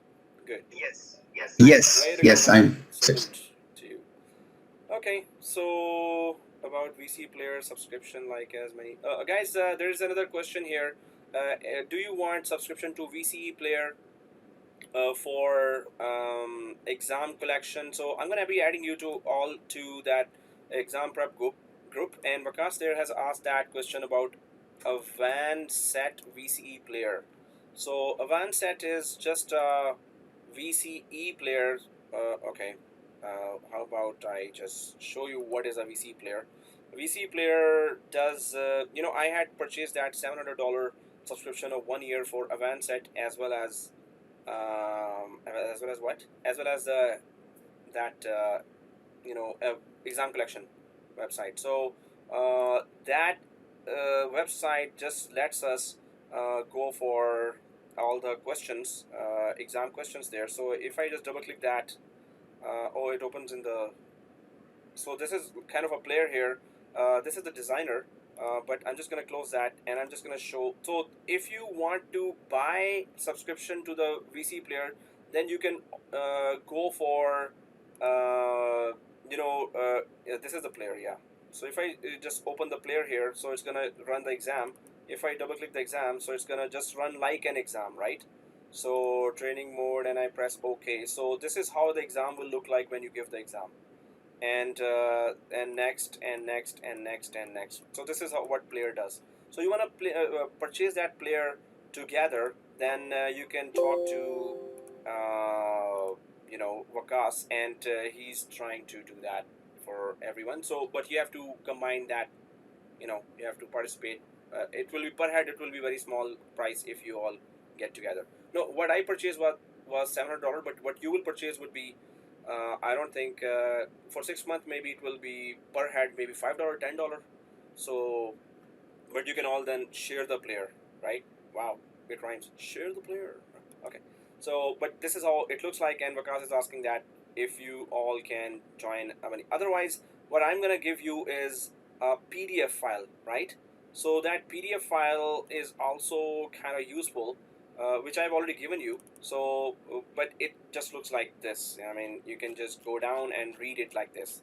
But if you want a player, that player way, you can just first guess the question, and then you can see the explanation or the answer of that, right? So that's how it is. Oh yeah, so the money, you can all ask Vakas, and then he can figure out that for 6 months, for how many users, how much will it cost. Vakas will tell you, and time, and the time. Well, then you can just get that username password for the player, and many of you can actually use that player at specific time. Suppose you say that, hey, I'm going to prepare on that player from 10 a.m. till 2 p.m. Then the other guy can log in after that, and the other person can log in after that, right? Vakas, you can actually come here and ask those questions. So for 1 year's submission, okay. For 1 year, you can also combine money, and then you can all purchase for 1 year subscription. but whatever cost is there, somebody has to go there and check how much is VMware. I think it's $270 or $200. So per head, if you all come together, it will be like $10 or $15. But you can all use then VMware Player, Advanced Player, and I can provide you all the VC files. Right, so you can prepare better with that. Oh, that's the deal. That's the. Yeah. Amir, I have a question. So that CLI, normally there is other way we can replicate the data or copy to the AWS storage. Is it coming in the next class, or like Well, there what are many those ways, commands? but what is covered in the exam, I'm just covering that. Otherwise, there's a Okay. very long list of ways. Like it is like From CLI, you can give like commands. complicated, or we can get it like video or something. Just I'm Yeah, so asking. I can give you an idea about other ways, because there's a full migration topic there as well, but then there are other certifications that cover that. But if I go to AWS, then in the services, and then in this is migration, AWS Migration Hub, Application Discovery Service. So for all types of migration, and data sync is here as well. So, but this is storage gateway is one of the ways to do that. Right? Okay, So so whatever that is covers for in the exam migration. syllabus, that's what will cover. Alright, guys. So, all right. Yeah. We're going to delete storage. Yes. So guys, we're going to delete that. We don't need that storage gateway anymore. So, well, we can just shut down the storage gateway, but we need to delete that AWS based. So I'm just going to show that. I'm on storage gateway now. And here is the storage gateway. And I can go to the actions. And there's a delete file share. Actually, I'm on the file share first. So let's just delete the file share first. Delete file share. So this is the file share here inside the storage database. So I'm going to click the delete file share and check the box to confirm. And I'm about to delete the file share, which is old. If you delete the gateway directly, that's also good. So I've selected the gateway now and delete gateway as well. And check the delete gateway. I did it the longer way, you did it the faster way, which is good. Then I'm going to go to the buckets and let's delete all the buckets. Esxi and one by one. So that's all from the AWS side. You can delete.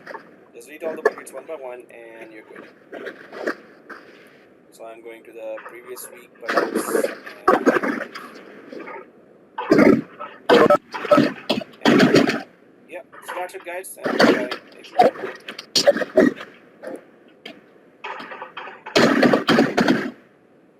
Empty bucket. Okay. And then the name of the bucket, empty. Thank you. Good night. Thank you. Bye-bye. Delete it. Then I'll go for the other one. Thank you. Thank you. Thank you. All right. Thank you.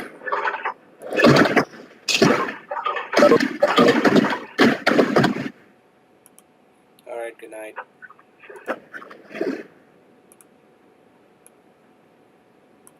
Good night. Thank you.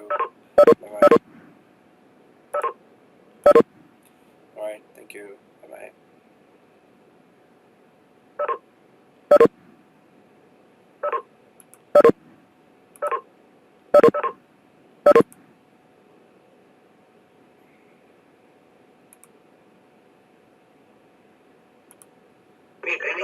Wait, anything else except of the bucket? That's it? Okay. I delete the storage, I delete the file share, I delete the bucket. That's all, right? Yeah, exactly. Yeah, okay. Thank you so much.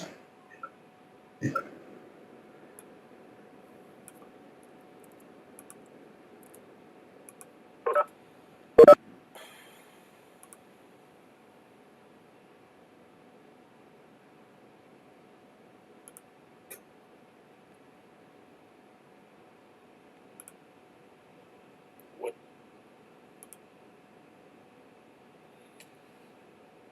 Okay, I'll stop the video.